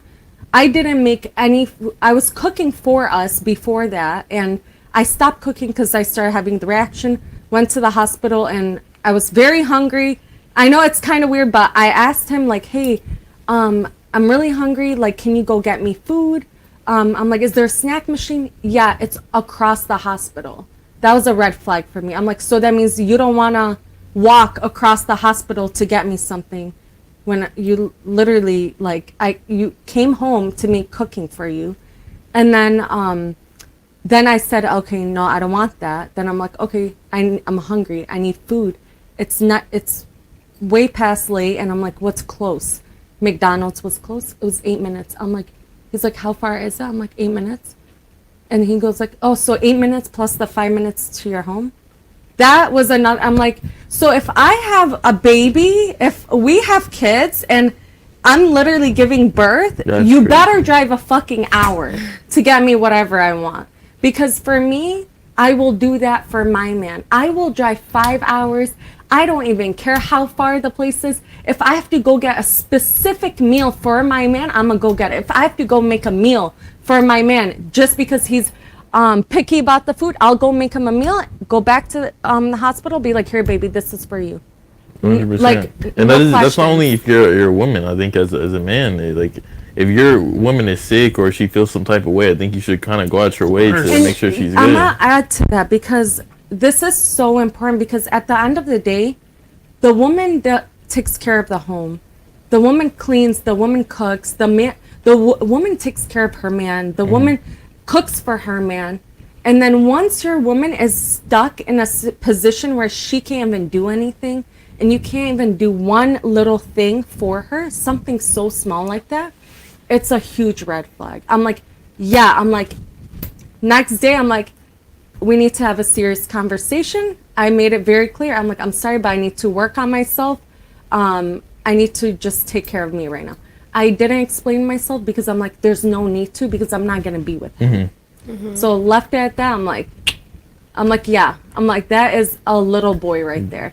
There's a point where you're a mama's boy, but there's also, like, for example, like, you're a mama's boy, but you're a mama's boy, you love your mom, you take care of your mom, etc. But you're still a man, you're still a leader, you're still a provider. That's the difference. He was still a little boy, like, still in his mommy's home, sucking on her titties. I love when brother speaks. You're so disrespectful. No, it's you funny. know It's why? funny though. Blunt. I'm Yeah. blunt. This is how I am. And sometimes I hold myself when it comes to our business because I want to be blunt like this, like to a point where I'm like, hey, do you want to stay broke or do you want to change your life? Like, what do you want to do? And a lot of people don't take that in as know. like constructive criticism in a way. And like, I feel like some people will take that like, whoa, like she's right.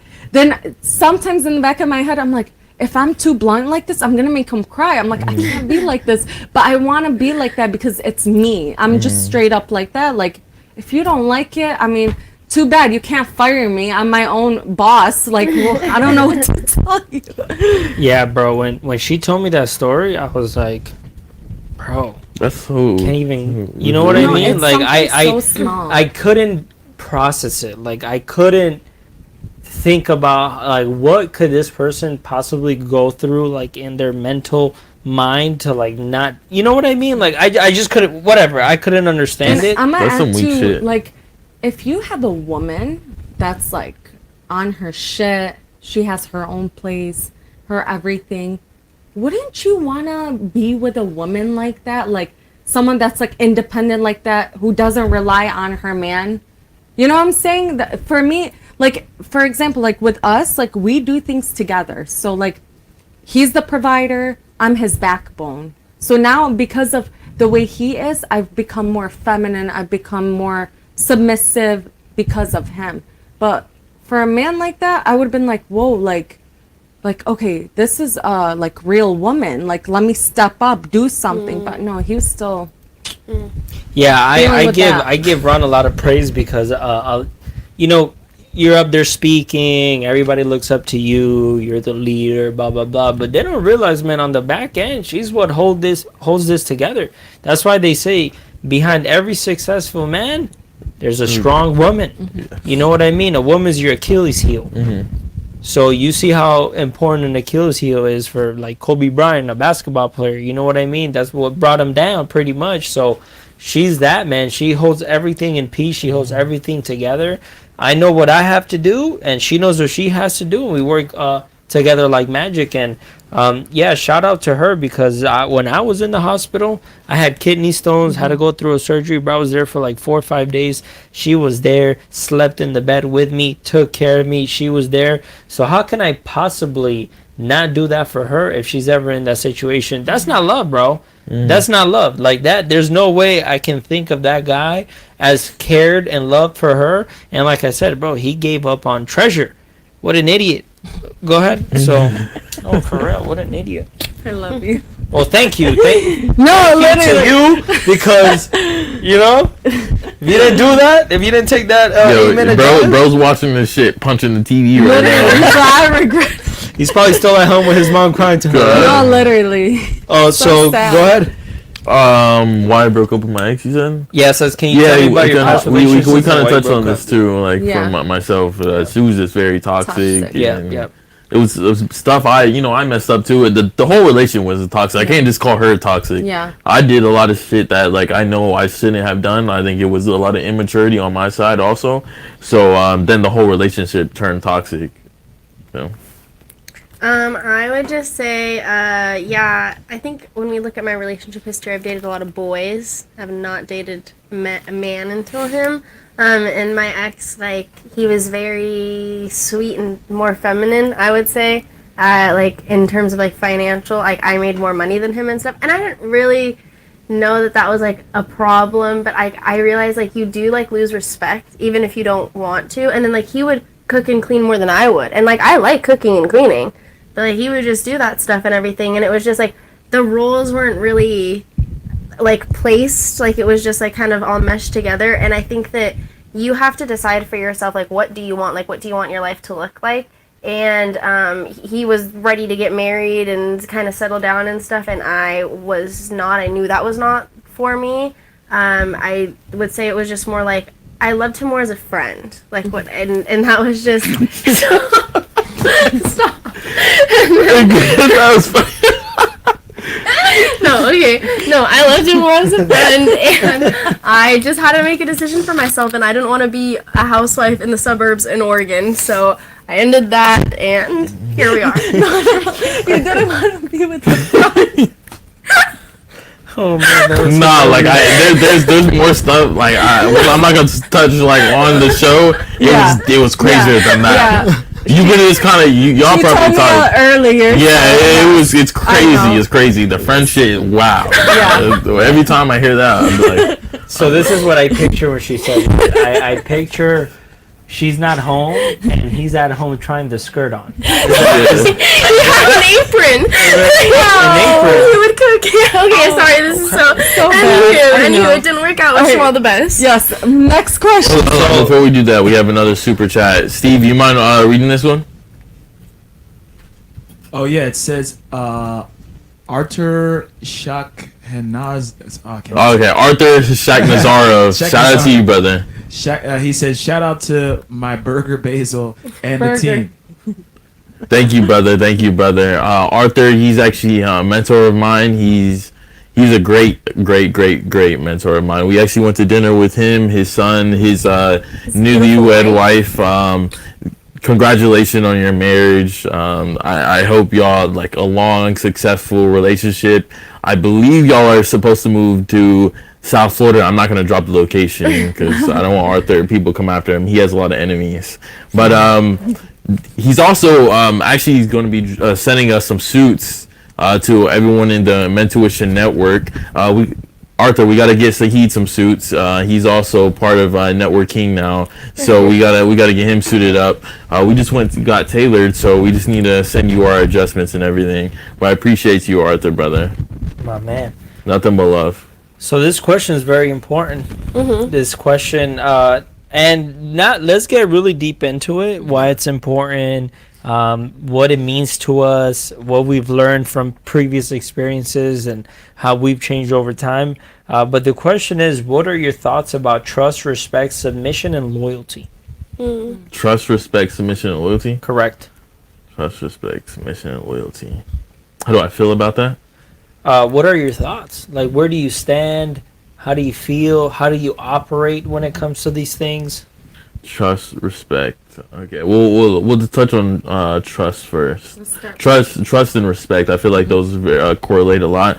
With her, we're speaking with each other. I think Speak personal, individually. Yeah, like, speak individually. like how you feel about trust and respect. That is needed in a relationship to succeed. I think I can't do it. It doesn't even have to be a relationship, but since we're talking about relationships, I can't see myself being with someone if you lied once, right? Respect, it's something that, okay, you might have disrespected me here, but we can learn from that. We can speak about it because maybe to you it wasn't disrespectful, but to me it was disrespectful, so we can learn from that. Now, if you just lie to me and I find out it's a lie, even the smallest things now I'm like, oh, that could have been a lie because she just lied about that. Or the biggest things, oh, you lied, so I know you're a liar, right? You're not telling me the truth. So if you lied once, now I'm reconsidering everything you've ever said to me. So if you break my trust, it's done, because I'm not going to break your trust. Because if you ask me something and it's a hard, like I know this might really hurt you, or it could change something in our relationship or just our life, I'm going to tell you because I want you to tell me the same if I ask something. No matter how much like it hurts, I'm going to respect that you told me the truth. And then, so that was truth and respect. And what was the other ones? Submission and loyalty. Submission and loyalty. How I feel about submission. I think we kind of know, in my opinion, that a woman should be submissive to her man. You should let me lead. So I expect you to submit to my leadership and kind of the direction I want to take our lives. But also, in a sense, I think men should submit in some type of way in the relationship. Again, in the household, the woman knows how to make the house a home. So you have to kind of take the back seat as a guy. So I kind of understand where there's points in our relationships and in life where I kind of need to sit back and play off your strengths, because I'm not perfect. There's stuff that you're better at than I am. So I see that with submission. And the last one is Loyalty. Loyalty. Loyalty for me in a relationship is very key, because in past relationships, it just wasn't. Loyalty was misconstrued, the word loyalty. So loyalty to us is something we need to sit down and have a conversation what it is, because my loyalty and your loyalty will never be the same. No one's definition of loyalty, from all the people, the hundreds of men and women I've spoken to, loyalty is never the same. It's always tweaked a little. So we need to sit down and have a conversation. What's your loyalty? What are the red zones to your loyalty? What can I not break in your loyalty? Is it no looking at women in public? Is it not even liking a girl's photo on Instagram? Is it texting a girl on Instagram? Is it speaking to a girl in IRL? Like, what is your definition of loyalty? And then I'll tell you my definition of loyalty, and then we need to kind of deliberate on that. Wow, that's powerful. Yeah. Kate, what about you? So the first two are respect and trust, right? Yeah. So I think that trust is really important to me, and he knows I have a big thing with him where you do not lie to me. When you lie to me, that's going to be the moment that I don't think we can do that anymore. And so he knows that I would rather him mess up or have something, him do something that I probably didn't like, and him be upfront with me and tell me, because I have a lot more respect for him then. And I mean, just respect in general, I think, is a big thing. You have to have respect for people and who they are and just where they come from, and you have to understand their background and who they are. And I think that goes inside with trust. To trust you, I have respect for you at the same time. It's two-sided thing. Loyalty to me is also huge. There's a quote that's I'd rather have your loyalty than love. And I think that that's a big thing, because maybe you don't love me, but I could always have your loyalty. And that to me is a big thing.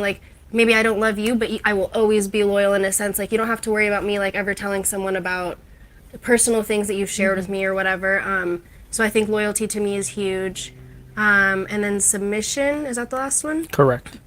I think submission, like, he's taught me submission, like, with him is just, I guess, being in a relationship or being around someone who, like, again, he didn't force me to be that way. It wasn't like he was like, you have to be this way to me. He never has once asked me to cook for him or do his laundry or clean the house or anything. Like, I have done that from the very first day he brought me over to his house. Literally, I was like, oh, here's your laundry. Let me go do it for you. Like, he's never had to ask me to serve him. It's always been who I naturally was just with him. So I think that submission is big when you're with the right person.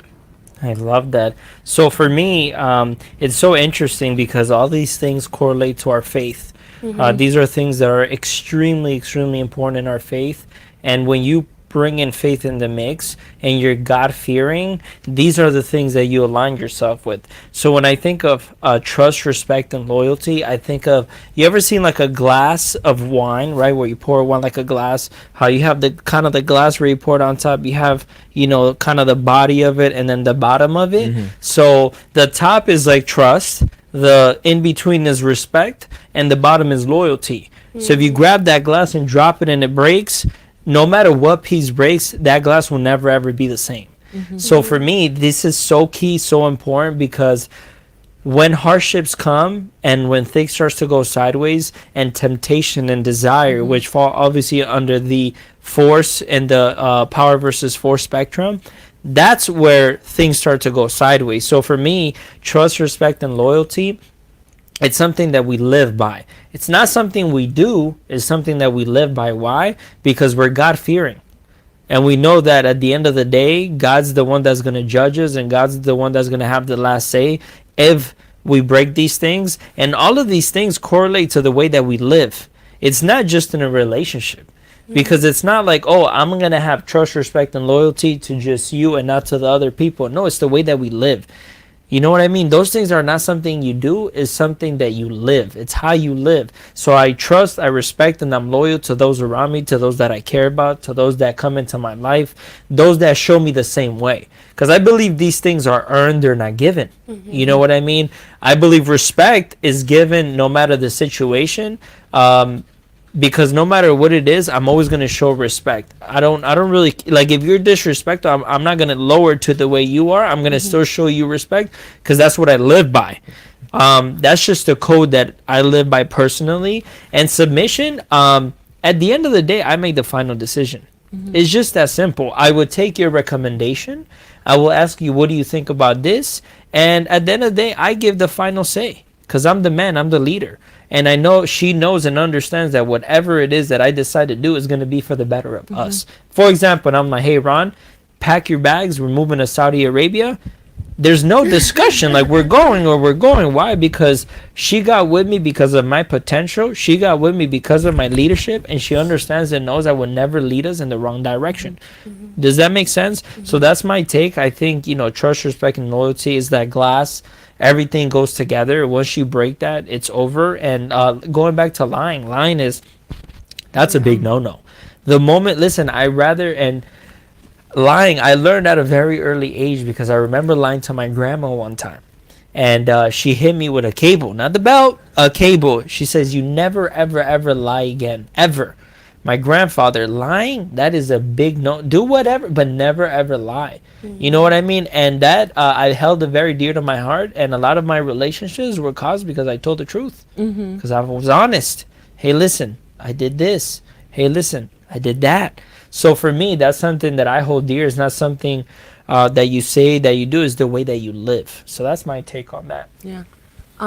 You nailed it completely. I always do. I'm a beast. I want to say is, like you said with the lying, like, you are very truthful. And for me, that's so important because I'd rather have you tell me the truth than to have a lie, a white lie, whatever the case is. Because the minute that lie comes in place, I'm like, okay, what else has he lied about? Is he going to continue to lie? Can I trust him? So I'd rather have the truth than the lies in general. But I wanted to say this is, so trust is so important because especially men, it's like, men are everywhere. They go wherever they go, and then, there's women around. For me, like, I've never had this issue with him where I don't, like, I can see him being around thousands of females and I wouldn't even be worried. The only thing I always tell him is, if I text you, like, just checking on you, making sure you're okay, just text me back, I'm okay, that's it. I don't need to know where you're at. I don't need to know what you're doing. It was the night you guys went out to the club. He told me the next day. I'm like, oh, awesome. How was it? Fun? Perfect. All I needed to know that night was he's okay, because I get worried. I will not sleep unless I get text back. The minute he texts me back, I'm like, okay, I can sleep. We're good. I don't have to worry. He's not in a bad place. We're good. But other than that, I trust him. I respect him. Submission all day. And it comes from being with the right man. And all I have to say is, I love being submissive. Like, before, I was so, like, I was more dominant, and I'm like, I don't know. Like, I don't know if I could ever be submissive, but then being with the right man, I'm like, wow, I'm like, this is like the best role ever. And I just feel like that's how I show my love to him as well, by respecting, whatever he tells me, I do, and I don't mind it. Because some females are like, oh no, your man tells you what to do and you just follow and listen. I'm like, yeah. I'm like, I mean, you're supposed to. I'm like, well, if you're with a real man, then yeah. But if you're with a little boy, then, that's a different story. But he nailed it with everything. So I love that. Is there those were some good questions. any questions that you guys have personally that maybe you want to ask us? yeah. Hold on, before we go there, there's one thing she said I had to touch on. Guys, we do not just go to the club. That's not. Oh yeah, no. Guys, we don't. Yeah, we're not clubbers. No, That's not. We were in there for like what, 20 minutes. If that. Yeah, it 20 wasn't like minutes. that. We went to the bar, got some sparkling water, not even alcohol. We stood by the bar, Yes. and then we left. Yes, yeah, no. Yeah, we went- Yeah, make that clear. 'Cause some people are gonna be like, wanted- oh my god, they club. Yeah, No. I wanted to No, see- I it was funny because when we went, we were there with Hector. Shout out to Hector, that's my guy. And we were there, me and Hector are looking at each other like, man, this is not it. This is not our scene. And we were there. It's funny because when we asked for water, the bartender was looking at us like, what's wrong with these guys, right? But yeah, it's interesting, man. It's we don't partake in those activities, and I'm glad that you're like that, man. I'm glad that you're somebody that doesn't partake, and it's because your vision and your purpose is so much bigger, and you know that there is no fulfillment, there is no growth, there's nothing to show for. I've spoken to men that have been in the club scene for 10, 15, 20 years. They have nothing to show for. They have nothing to show for. Just desire and just instant gratification. Yeah, like they don't have skills to show for it, like you said. No, man. Listen, there's no legacy. You know what I mean? It's just They didn't going build out, anything, partying, yeah. boom, boom. But they're not building a family. They're not building kids. They're not building the. People that partaking that are very in the moment thinkers. You know what I mean? When you're thinking of a legacy, when you're thinking of generations, you're very cautious of the decisions that you make today. And like I said, it all boils down to where you put your time and where you waste your time. Because I think the best advice I could give anyone is talk to people that are in their 80s. Because they've lived it. They've done it. They've been through it. It's important to do it, right? Until a certain extent, you kind of grow out of that. You know what I mean? Like, there's like whatever things kind of we were into as teenagers or whatever, like, you're not going to dress the same way you dressed when you were 12, 13 years old. You grew out of that phase. You know what I mean? It's she knows, a lot of people out there know I'm very vocal about it. I used to be kind of little, gangster back in the days. I wore golds, for God's sake. Like, if you would have met me now, you would have never. She's seen pictures like, are you kidding me? You grow out of that. You know what I mean? So sometimes it's important, but to a certain extent. And unfortunately, I do have family members. I have people that are in that life. They're in their 50s and they're partying. They're still clubbing. They're still doing that. I think a lot of that is emptiness inside. A lot of that is they're empty inside and they have to go and they have to do these things to kind of feel fulfilled for a moment. But what's the outcome? You go to the club, you drink, you get drunk, you wake up the next day, you're all hungover, you're depressed and sad, and you're second questioning the fact that you look at your bank account. My God, I spent $4,000 or $5,000, and what do you have to show for that instant moment? And then guess what? Those people that you were with, that you went and bought bottles with, they're gonna go and they're gonna talk shit about you. So it's not our thing. But yeah, the questions. Any questions for us, guys? What's the hardest tribulation y'all have gone through? Very interesting, man. We've never had any hardships. We've never had any hardships, and I think that's why we function so well, because we've already came from so much learning. We came from so much different relationships. We came from so much things that we overcame, that we've learned so much that like now it's like we know how to operate. It's so interesting because when we first met, you know, I think you guys have that as well, that when you guys met each other, you guys feel like you've known each other your whole life. You know what I mean? Me and her, we feel the same way. And Scary. when your purpose and vision is way beyond you, you don't really focus on those things. There's obviously, like every relationship, there's certain things that you go through and that you have to speak about, but we focus more on the solutions rather than the problems. So it's like, hey, this is what's going on, boom, this is how we got to solve it, we solve it, on to the next. And that's just how it is. We have yet to come through the hardships, difficulties, and the adversity. And I think a lot of our problems come from the business, but they're good problems, right? It's like, hey, you're lacking here, hey, you're lacking there, this is where we need to get better. So I don't think there's something where we've have to consider not doing this. It hasn't gotten to that point. I don't think it's gonna get to that point. Okay, and do y'all consult each other on every like big decision y'all make? Or is it just like, okay, Sahid is the leader and he'll Sahid. Yeah, I go when, with what he says. when things come up, when decisions have to be made, there's certain decisions that I go to her about. I'm like, hey, what do you think? Because like you said, we're very logical thinkers, and sometimes we're not emotional or empathetic about certain decisions. So there's times I go to her like, okay, you know what, the perfect example of a decision that I actually genuinely needed advice and needed her recommendation. I had a dog for like 16 years. This was recently. This was when, like 2 or 3 weeks ago. No, in I'd say December, like a month. Let's say a month ago, Yeah. I had to come to the decision whether I keep my dog, going through it, struggling, like very bad conditions, or do I have to put her to sleep? For me, I was very emotional about it. You know what I mean? She was very logical about it. Why? Because there was no really emotional attachment to her. So I'm like, hey, Ron, listen, I love my dog. My dog's going through it. She's very sick. She sees the conditions that my dog is in. Like, what is your perspective? She told me. I'm like, okay, boom, parents, whatever. And I was like, because the last person that had to make the decision was me. Yeah. My family, they were holding off. They're like, no, this, that, because obviously at the end of the day, it was my dog, and I obviously assumed the responsibility. I took care of the dog, so I seeked her recommendation, but at the end of the day, I made my own decision. 100%. So it's good to consult. And there's things where it's like, I don't even need to go to you. I'm going to make the decision because I know what's right. And also, I think certain roles, it's guys, it's very important to understand your roles.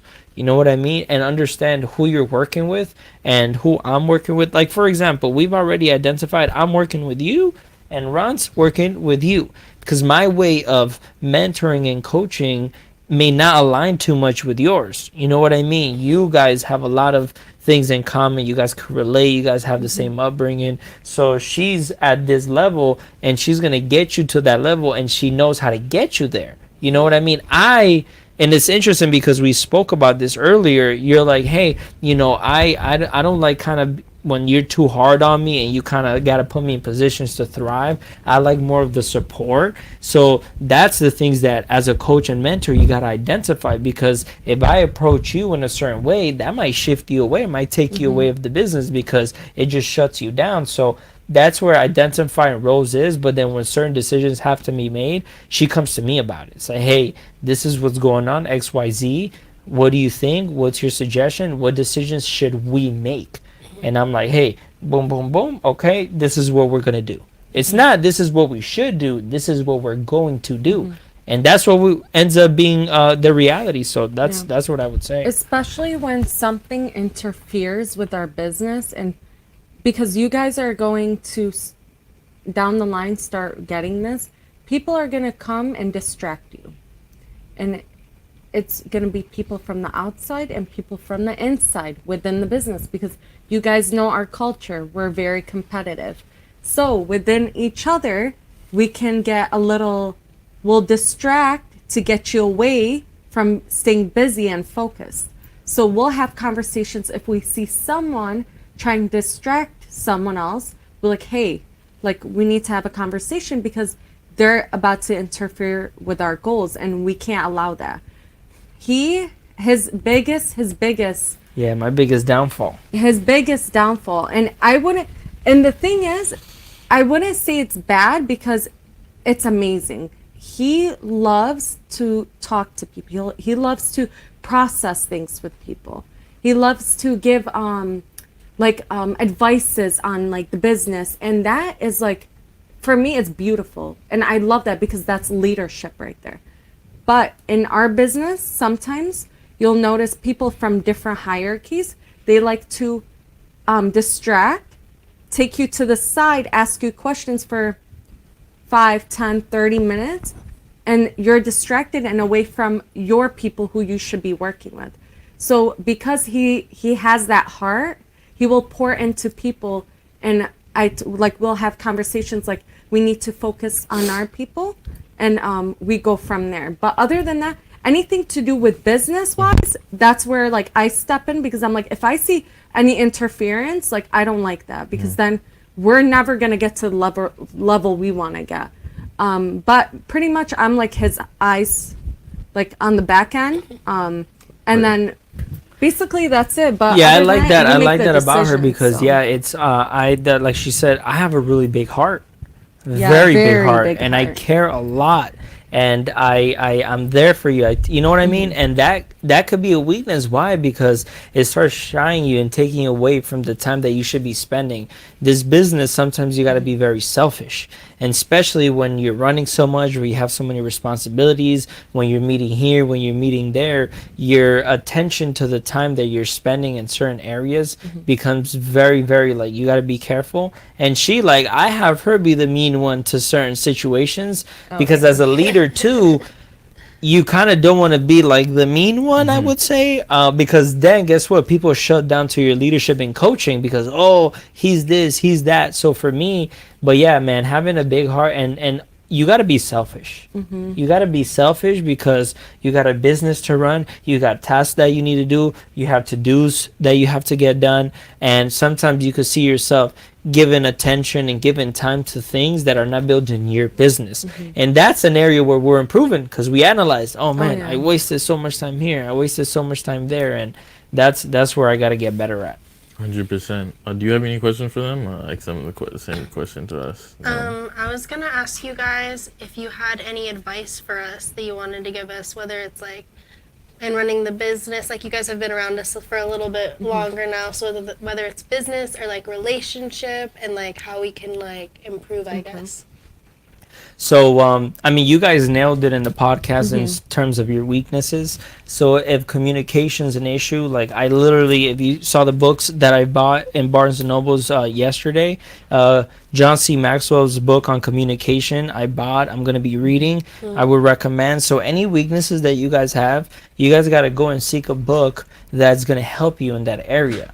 In terms of, so there's different stages in the business. Right now you guys are at a certain stage where you're just seeking, building, we're getting you guys promoted, we're helping you guys build a little team. So as you guys go through your stages, there's going to be different learning phases and there's going to be different recommendations. Like I can't recommend you guys on, hey, do this at like the broker MD level because you're not there yet. You know what I mean? And there's things that you guys are going to go through that we're going to target, we're going to fix, we're going to worry about. But I think my number one recommendation is do the non-negotiables because I think that's a very good baseline on building on top of that. Like, sit down, you guys, and I want to make sure that you guys understand and know when I say non-negotiables, this means for you, Basil, because us men, we're like, oh, you said that, what's going?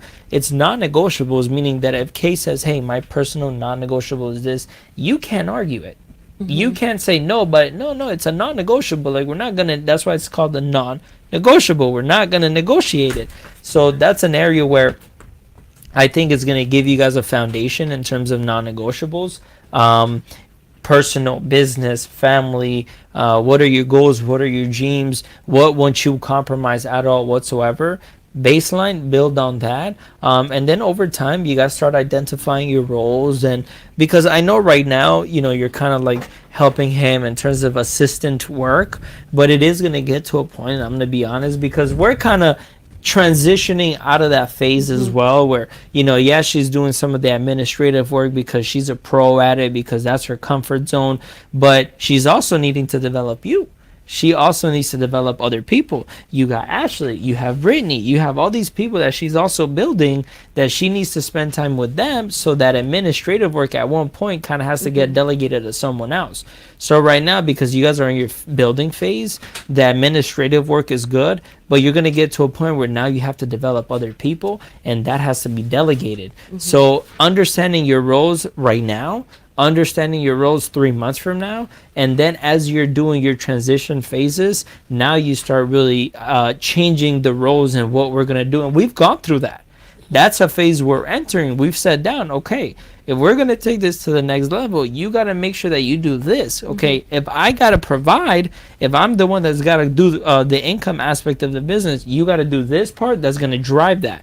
You know what I mean? Oh, if I have to do this, I got to do that. So identifying your roles. And right now, you guys are in the learning phase, so you don't really know where your strengths or weaknesses, what you like to do, what you don't like to do is as of right now. But when you start knowing, it's like Basil, like, hey, you may like me. I like talking. I like being the driver. I like being the motivator. I like processing things. It's another one. I'm the one that processes issues. I'm the one that has the crucial conversations. I'm the one that sits with people and processes things, with certain people. She has that duty with other people, with people she chooses to do it with. You know what I mean? So that would be my recommendation. Is the foundation is your non-negotiables, and then as you guys are going through your stages, that's where we come in and we're like, hey, this, that, because we're going through, you guys got to understand too, we're going through our phases. We're going through stages. So we're receiving that from who? Hassan and Naveen, right? They're going through their phase. Who are they receiving it from? Rodolfo and Ceci. So we're all going through our phase, and that's the beauty about this business, is that the mistakes and the learning that you're going to go through, someone already did it. So now it's like, hey, Kate, watch out for this. Hey, Basil, watch out for this. Hey, guys, we went through this. This is how we solved it. And you guys are going to be able to solve issues much faster than we were ever solve it. Why? Because now you guys have that kind of like trial and error from us. Did that answer your question? Yes, thank you. Anything to add, babes? I think no, you nailed it. I'm an animal. Yeah, babe, I'm a yeah, beast. I babe, know. This is why you talk. Like, you see that? This is why it works out. No, I think I love it. Any questions for them? Personal. Okay, so personal, especially very important, is the communication part. Just get stronger with that, because it's very important to have crucial conversations, conversation where it's going to help you at the end of the day, because you don't want to hold off something because you're upset or you feel a certain way. You want to communicate it, solve the issue, and get past it, because we can't continue to go backwards. We just got to keep moving forward. That's number one. Business wise, he nailed it with the rules. You guys are still new, you're still learning. So until it gets to the point where, okay, you know your strengths, now you know your roles, but then also you're gonna have to work on weaknesses, because that's what I'm currently doing as well.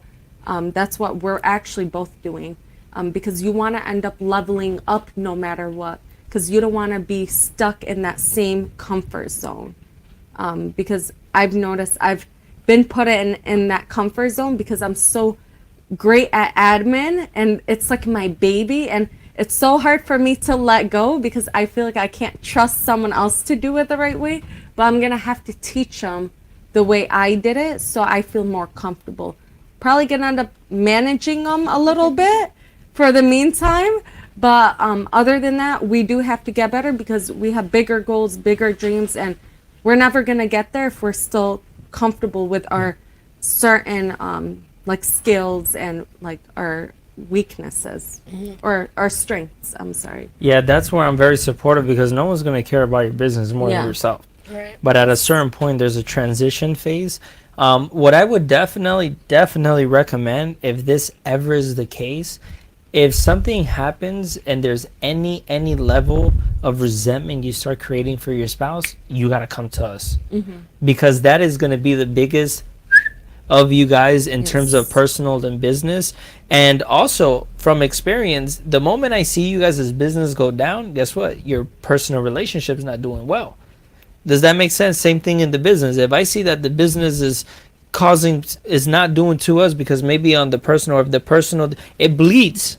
So that's kind of the other side that we don't really talk about. Yeah, working together is amazing. Yeah, building a business is great. But also, if your personal life is not in check, your business won't be in check. If your business is not in check, your personal life won't be in check. They go hand in hand. Oh, I want to actually add to that. So what I noticed with us, and I love this about us, we don't allow personal to get in the way of business. So if I'm mad at him or vice versa, you need something, hey, did you schedule this? Yes, I did this, did that. Personal, we deal outside. We don't bring it into the business. We put on our game faces when we enter the office. We act like nothing happened. The minute we're out, then we deal with our issue. You don't want to have other people think there's something going on in the relationship. You always have to put on that mask. You put on your game face, you get to work, and then once you do that out the office, deal with your personal stuff out there. Because that's where you create bait for other Yes. people too. They see, Yes. oh man, we got a chance. Let's go Yeah. take advantage of it. So Oh, yeah. that's what you don't want to create. I like that. And before we wrap up, is there one question that y'all would like to ask us? Sahid and Rana. Oh, like Questions that I would like to ask you too. Yeah, I actually do have a question. And I've asked you this before, but I want both of you guys' take on this. Let's just say that for whatever reason you guys don't work out. How do you guys are going to see the business aspect of it? How would you guys operate in the business if you guys as a relationship do not work out? that's a good question. For me, like you were talking about, personal is personal, business is business. I mean, as of right now, like obviously I'm the financial leader, et cetera. I think all the finances come through me. But if we split up instantly 50-50, I'm not a fucking little kid, and also like I'm not worried. My life isn't. I'm not doing this business for money. That's not the money aspect. The reason I'm doing it is to help people. That's what like kind of my driving factor is into it. So if it's easy as me saying 50-50 and us keep this a respectful business relationship, and you continue doing the admin stuff, I continue doing this, and we both make money together. If you could do that, then let's do it. Right? If that can't work, then I guess we need to kind of split apart in the business aspect, and do our own things. I love that. I like that. What about you, Kate? Yeah, I think that for the most part we're on the same page about that. And if things don't work out and stuff, it being kind of like a 50-50 split in that. I think that like I got into this business because I wanted to build something with him too. Like that was like I saw his dream and his vision and where he could go and stuff. And so I think it would be, it would take quite a bit for us to not like be together. But I mean, if that was the case, I have so much respect for him, and he's honestly changed my life. Like he has impacted me more than like probably anyone I have ever met. And so I think that like I will always want him to be a part of my life and have like a respectful relationship. So I think that we would be able to settle it fairly. Great answer. I love you that. guys. Yeah, that's great. It takes a lot of maturity and growth. And I'm glad that that's where your space is at, and like your head space is at. It's very, very important. So tough question, but it's a very important question. And I know we're about to wrap up, but if I could just give one shout out, if that's okay. Yeah, go ahead, do your thing. Wait, before I actually have one question. All right, go ahead. Because I've noticed how people answer this question based on like the relationships and all. How do you guys feel about cheating? And I'm a God damn it, Rana. We're so close to being done. They got this question. I know, but I was like, oh, it's dodging the shit the whole time. And Rana had to fucking pull the trigger. Go but ahead. it's like simple answer. Just because I see people where the woman would be like, if my man cheats, I'll still be with him. This and that. The man. If the woman cheats, no, this and that. Well, so I just want a straight answer. I could give you a completely straight answer. Yes, and I want from both ends. That's fine. That's Because, you know, each one feels a different way when it comes to that. Well, if she cheated, that's done. That's done. Wrap. Okay. Okay, now, as a cheating for men, this is how I feel about cheating for men, and then I'll talk about, like, my... I know, hold on. Careful. But we're going to get to you. Hold on, I want to hear... So this is how I feel about cheating for men overall, okay? So before we go there. So, cheating for men overall, if the relationship is stated at the beginning, or we've talked about it at all, and said cheating is you basically not accepting that I'm going to go sleep with other women, and there's obviously ways, different levels of cheating. There's different levels of that, right? But if that's something that's discussed and she accepts that, that's not cheating. Okay, I just want to make that completely clear. That's not cheating. And even if she does accept it, you doing that, if your woman really loves you, she's still gonna feel some type of way emotionally, and it's gonna change the way she does things for you, her emotions. She might be upset about certain things more than she was before. So I don't think men should do it at all. Now, cheating, cheating is liking someone's photo for no reason at all. Obviously, myself, like, I have Mental Issue Network. I'm liking girls' photos, and I'm DMing them to get them on the show, right? But at the same time, you need to keep a level of business and professionalism while you're doing that, right? But if she was DMing a guy, like, you have no reason to be DMing guys, period. There's absolute zero reason. I can't think of a reason in my head where she would be DMing a guy. That's cheating in my standpoint. Now on a physical standpoint, cheating, I could find, I mean, I'm a guy, I'm not gonna lie, and I'm not gonna sit here and lie on the show either. Yes, I could find a girl visually attractive, but it's what you do after that, right? Yeah. I'm not gonna walk up to that girl, I'm not gonna give her a compliment. I'm gonna be like, cool, you're attractive, you're beautiful, cool, keep walking. Oh, you're beautiful, you're attractive, I don't care. This is my girl, it's my priority. She's the only girl that will ever be able to have me, so it doesn't matter. You're attractive, cool, you look good. I'm not going to tell you that, and as myself, I could just know that and know, oh, she's attractive. I can admire her beauty, and no, I'm not going to do anything with it because I don't really care for it. Because in my head, I have the most beautiful woman in the world. In my head, this is the only girl I really want, so it doesn't matter. I could just admire her beauty. Cool, she looks good, and we've had this conversation. If we're in public and I really see a bad, like a girl that I consider a baddie, oh, she's bad, and it's just that. Like, it's nothing more. I love that. I want to go back to what you said. So I know you said business you like because obviously for business. Now, on the personal side of your social media, do you still consider that cheating if you're liking other females' photos? Fuck okay. Yeah. If I like a girl in a bikini pic and I have no reason to like her bikini pic, like if you go to the DM and it doesn't say something, me inviting her to a podcast, and it says something completely different, then and you're just liking it just because that has nothing to do now with there's the rare occasions where there's like OnlyFans model or someone that like has millions and millions of followers. She wouldn't even look at me, but I have to say something that's going to attract her for me to actually get her on the show.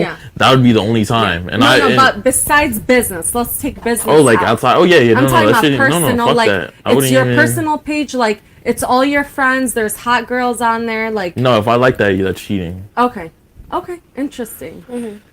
I'll give my take. yeah, I'll give my take on this. So we spoke about loyalty, right? So for me, I think a lot of people divide. Like a lot of These are people. good questions. No, it's great questions. A lot of people separate cheating and loyalty. Let's be honest. It goes hand in hand. The moment that you are not loyal, that's cheating. Yeah. You know what I'm saying? Also, let's be grown-ups here. Liking a picture, I don't think that's a big deal personally, because guess what? I am not sabotaging my loyalty to my partner. Also, be careful. Intentions. What is your intentions? Like you said, me and her, we go walk around with like, ooh, mashallah, big butt, like girl looks good, whatever. We Yeah. say that to each other. No, She tells like- me, hey, babes, look at the butt over there. No, we Because do these like little like yeah, like because instants, guess like, what? Look, she look. knows the intentions. She knows, oh, look, yeah, cool, boom. But there's no like sexual desire. You know what That's I'm it, saying? yeah. There's no Yeah. sexual desire. There's no like, oh, I'm gonna freaking leave my wife for that. That's not gonna happen. Why? Because there's no one that's gonna bring value to the table the way that Wait, Ron is bringing value to my exactly. table. So it's and also I think a lot of the times it comes from the Insecurities, confidence too. and the insecurities that a girl has.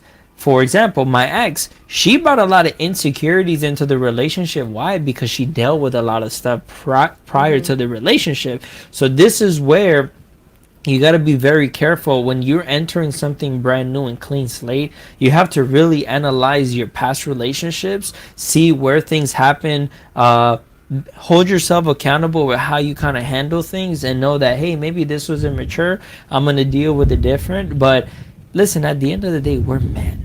Like we are men. Yeah. If we see a hot girl and if we think she's hot, we're gonna be like, damn, she's hot. But guess what? I'm loyal to mine.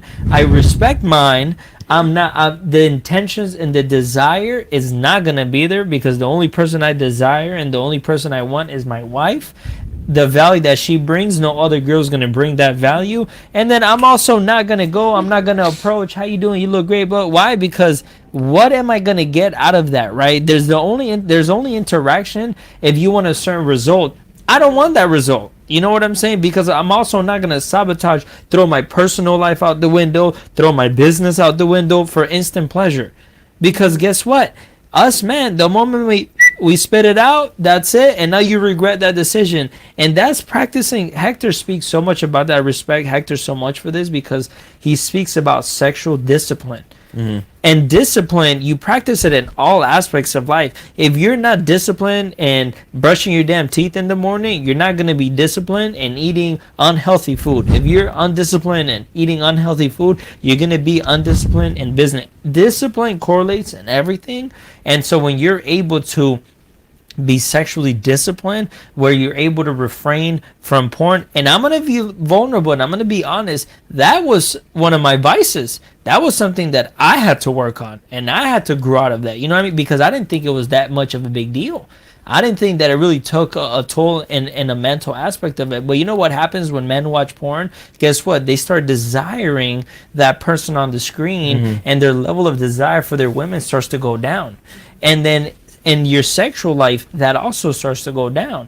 So the impacts behind the porn and the instant gratification are so much bigger than what men think. And if men become more disciplined and become more aware of those things, then guess what? They're going to be more loyal. They're going to desire theirs. And guess what? When you see a woman, you think, oh, she's hot. You're not going to desire that, because desire, it comes from a place of what? Force. You want to be in the power section. That's why I have that grid in my office. I look at it every day, and any way that I operate, I go and I look, okay, what place am I operating for? Ooh, no, this is force. I don't want to operate from the level. I want to go to the power level. And that's where the discipline, the accountability, the courage, the accepting of that you have a problem, that you need to fix it, and then it just goes to discipline. But there's I always say there's black and there's white, but there is certain gray areas when it comes to, you know, cheating and this. And I just think that, listen, cheating is either you're loyal or you're not. And also, this is my take on this. I don't need to cheat. Like, I'm with you. I chose to be with you. I think people forget that we choose to be with the person. We're not forced. Like, when I got with Ron, she didn't put a gun to my head and say, you gotta be with me. Like, hey, you don't put a gun to Basil. You gotta, no, this is a choice. I made the choice. If I want to go sleep with someone else, Ron, listen, you know what? I want to go sleep with someone else. I think we should end this. And that's why my relationships have ended. Why? Because I don't need to cheat. I chose to be with you. If I want to go cheat, I'm going to choose not to be with you. Does that make sense? And then I come from experiences where I've seen what my mother and my grandmother have suffered from when it comes to those things. And I could never see myself, if I truly love this person, I could never put that person through that. Because, bro, it go like the damage that you create in a woman, the damage that you create in another human being, you got to treat women the way that you want your mom to be treated.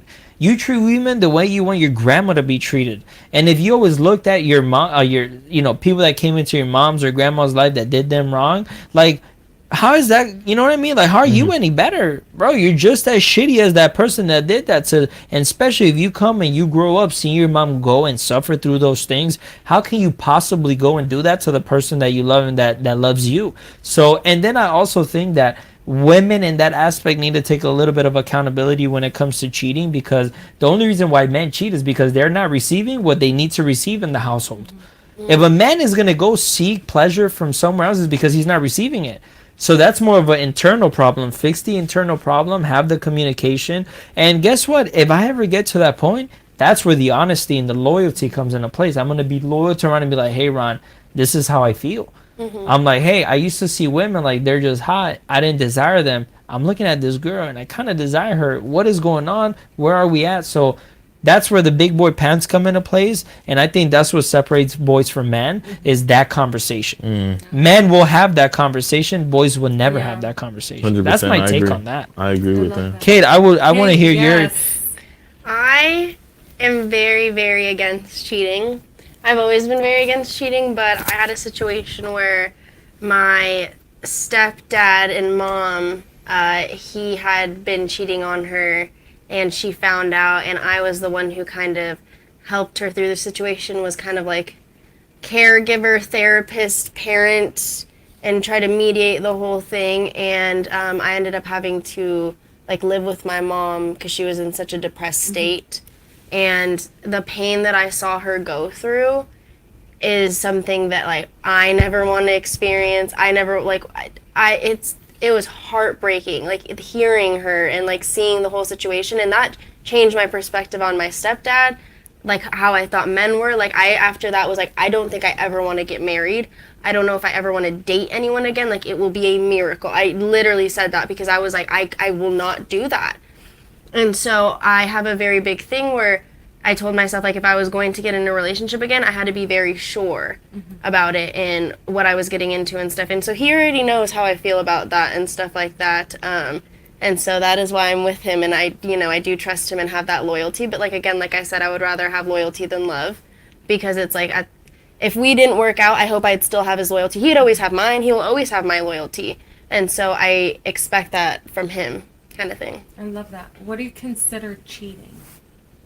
Like I know like his business stuff. Like I know he is DMing the girls. Away. Oh, okay. I think that it's providing another woman with the attention that should be saved for your woman. Like I always expect him to be obviously kind to you. I expect him to show you respect and stuff. But there's like a certain level of... There's a limit. Yes. And I think that he knows where I'm comfortable and I know where he's comfortable. And he knows I'll never cross that line. I know he'll never, like, you know? So it's just, I don't know. I feel like we both know each other and are very, like, know what we are okay with. And if I ever have a question or I'm like, oh, maybe, like, I don't know, like, I'll double check with him. Like, I'll ask him because I would never want him to be seen in a poor light or me reflect him poorly or anything, because at the end of the day I'm a direct reflection of him. So it's like everything that I do, the way that I behave, what I post, what I do, how I am in the world without him there, it's a direct reflection of him. So I always am like conscientious of making sure like I'm being respectful of him and what he's okay with. I love that. So I have another question. So I know Rana, we're pushing the time limit right now. So many questions. So when it comes to business, because obviously we're surrounded by so many people, there's singles, there's couples. What's your limit on being around the opposite sex? So example, like, let's say, like for example, with you, like, would you allow Kate to, like, once you guys get, like, because we're very comfortable with, like, obviously some of the people around us because we have a relationship with them, to the point where, because he's Colombian, I'm Middle Eastern, we do a lot of kisses on the cheeks, you know, the how, like, how would you feel if it got to that point with Kate and vice versa? Wait, with you talking about the people at the office? Yes, because well, I mean, I kind of identified everyone that kind of at the office, and like who I know would be like it's a malicious thing, and who's like it's a respectful thing. But that wouldn't be like a Kate thing. I wouldn't look at Kate like, yo, what the fuck you doing? I would be like, look at that person. Oh, yeah, like what they're doing. You're being funny, like you're trying to be shiesty. But I wouldn't react like unless like it was this blatant disrespect. Yes. Then like I wouldn't really care. I would just like laugh. I'm like, okay, bro, you could try whatever, but like I've kind of evaluated everyone at the office. Yeah. Anyone that's like kind of on my level or above, I know they wouldn't do anything. Yeah. Anyone below, I'm like, all right, I'm laughing at you. Like you're not gonna get my girl anyway. So like do your funny shit, but she's coming home with me, so like I don't really care.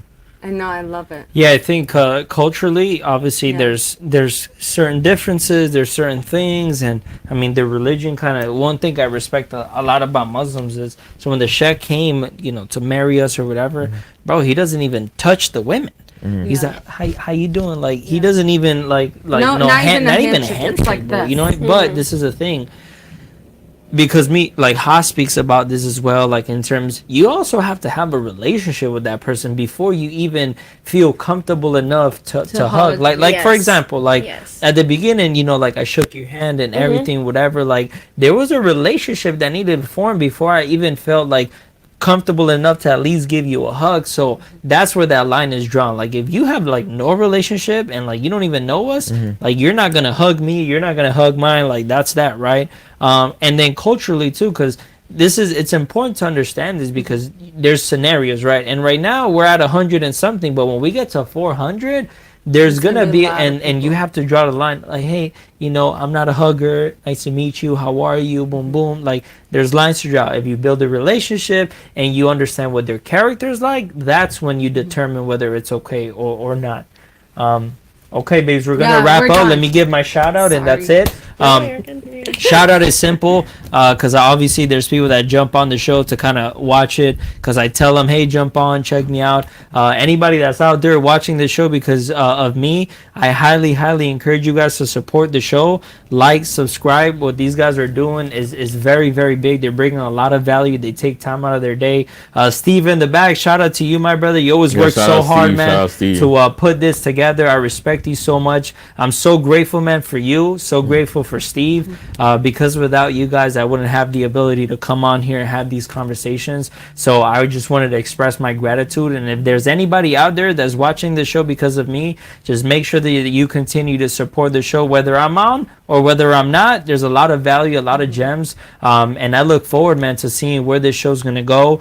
Very excited for Mentuition, the growth that you guys are having, the work that you guys are putting, what Hector's doing with Parallel Perspective, what you're doing with the Networking show. I'm very, very excited. There's a lot of people out there, man, that look up to you guys. A lot of people that are looking for advice from you guys. So it's a big duty. It's a big responsibility. You're a leader for a lot of people. I think sometimes we underestimate the power of these conversations and the power of what you guys do for other people. So that's just my shout out, man. The shout outs to the show. And I just want to show my gratitude and appreciation for you guys. I appreciate you, brother. My man. Guys, we have a super chat. So Steve, you mind reading that? Yeah. International says, I met Kate a few months ago and instantly knew she was a great woman. She is super helpful behind the scenes of the podcast. Fire show. Yeah, actually, Al had a one-on-one conversation with me too. We had with the podcast we had with Zerka and a couple other people. We one of my boys' crib, and after that he was like, yo, Kate's a good girl. Yeah, you need to keep that locked and everything. So I appreciate that, Al. Guys, thank you for watching. This has been almost a 2-hour and 30-minute show. Thank you, Ali. Love Oh you. my God! Yeah, You know what? Let's sing happy birthday. Yeah, let's say we gotta It's do only that. right that we sing happy birthday on the show. Okay, you guys ready? Yeah. Go ahead. Okay, 1, 2, 3. Happy birthday to you. Happy birthday to you. Happy birthday, dear Anna. Happy birthday to you. How old are you now? 49. No, I'm just kidding. Don't make me sing the. Ali, happy Happy Thank birthday you. to I'm him like, down happy the birthday line, to you bro. too. Shout out to Alejandro. Love you. Alejandro, what was it? He has to MD before he comes on the show? Oh, for Oh, sure. yeah, he has to be He's not MD. getting on here till he hits MD. Yes. So in March, you'll be at MD. March. He can. Nah, End of he's starting- February. End of February. Yeah, yeah. we're crunching numbers on. Yeah. He'll be official He's March gonna 1st, be. so He's he'll be on close. here during spring break. Yes. Bet. Inshallah. Inshallah. 100% you'll be here, brother. Guys, we will have a big event next Friday, but we won't have a live, but we will have a pre-recorded show. I think I'll have a different host for that pre-recorded show. I know y'all don't even know about that anymore. The person that's gonna host it, I don't think he knows yet either. So y'all just have to wait till What a next week. surprise. Guys, thank you so much. I will see you in the next show. Peace.